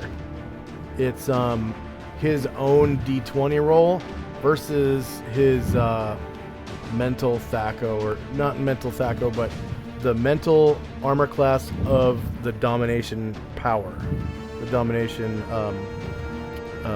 science. So That's why I was never tempted to play a psionicist, and so glad I never thought about. The MAC of domination is 4, and his mental THAC0 is pretty decent, but he rolled a 2, so. Okay, next up is Karen.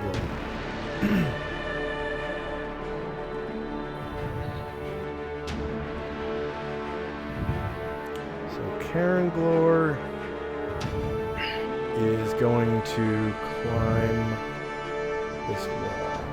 Check. Or not wall, but ledge. Skill. Climb walls. Plus 50.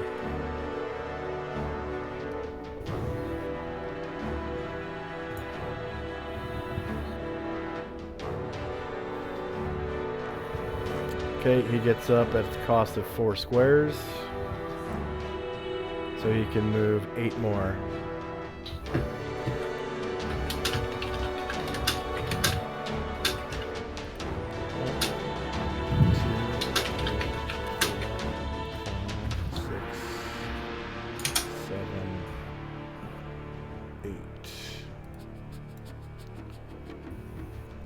Okay, he flanks the drow who is off balance. Draws his 2-handed sword. Or raises his 2-handed sword.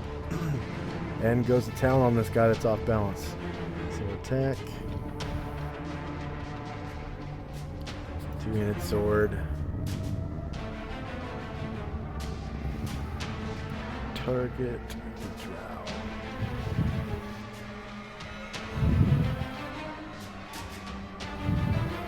Okay, flank, melee, same elevation, plus 2 to hit for being off balance. No damage or mod.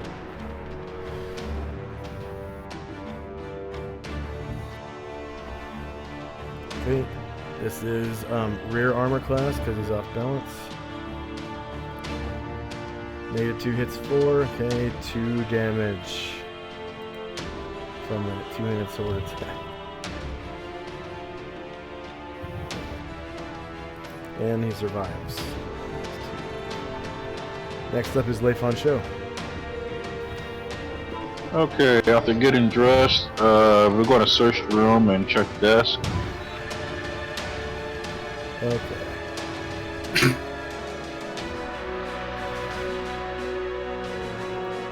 So the desk looks like it has a book, like a library book.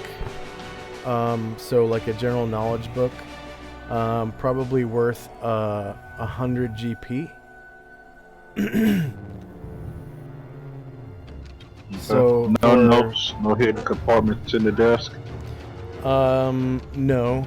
However, the drawers of the desk have a few items in them. There's like one like wide and shallow drawer right in front of the chair. When you open it up, it seems to have an assortment of quills. So just, you know, feathers from some sort of bird. Nothing too fancy, you know, like goose feathers or duck feathers probably. And then the top drawer has, you know, on the right, there's a couple of sheets of parchment, like two sheets. And then the second drawer down has a unopened vial of ink, completely unopened. Okay, I will take the writing components, the ink, the quill, and the book, and the parchment. Okay. There's about 3 quills in there. They're essentially weightless. The 2 pages of parchment are essentially weightless. And then the vial of ink is in the player's handbook. I think it's like £1 or something.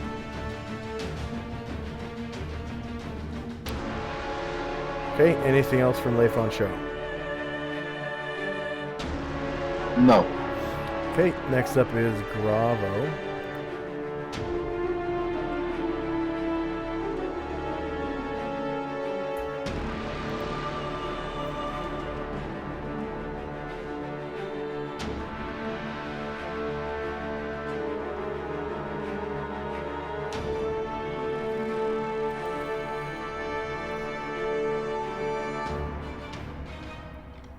I'm experiencing a little bit of lag.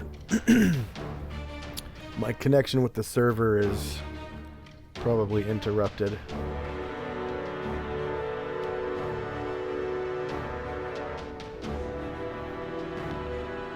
I got the little prompt that says roll 20 is not responding.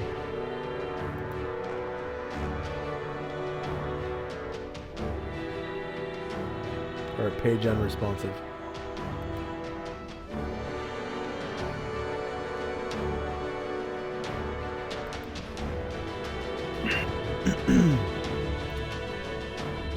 I think I'm going to shut down Discord real quick and then reopen it once everything is back to normal. Be right back.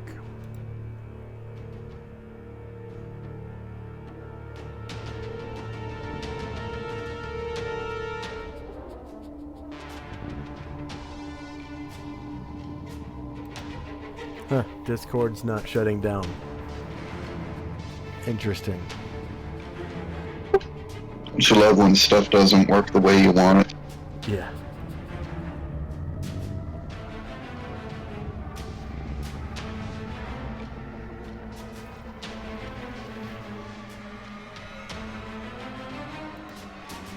I wonder what happens if I just close it with an X. It gets minimized your task. Wow. Yeah, it just gets minimized. Yeah, to close it like that, you actually got to go into your tool tray and right-click it and exit out. That's so weird. It's no longer up in my task manager, and I'm talking to you right now. Nice.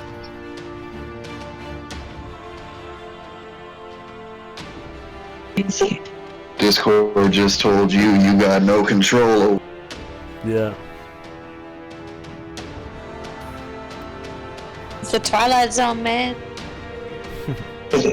I've personally noticed that sometimes when my browser's not responding, it takes other things time to do stuff, like until the browser starts responding again, and then all of a sudden everything that I've tried to do, like, instantly catches. Yeah, I've had that happen.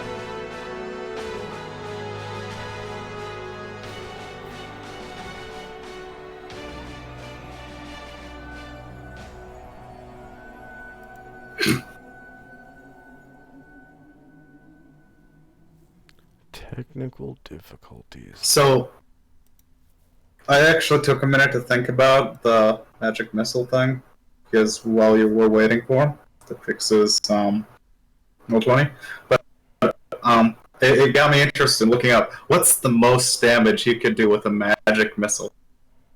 And 1d4 plus 1 per missile, up to a maximum of 5d4 plus 5. well, see, technically, according to the rulings on magic missile, you're only supposed to roll once, and then all 5 missiles share the damage.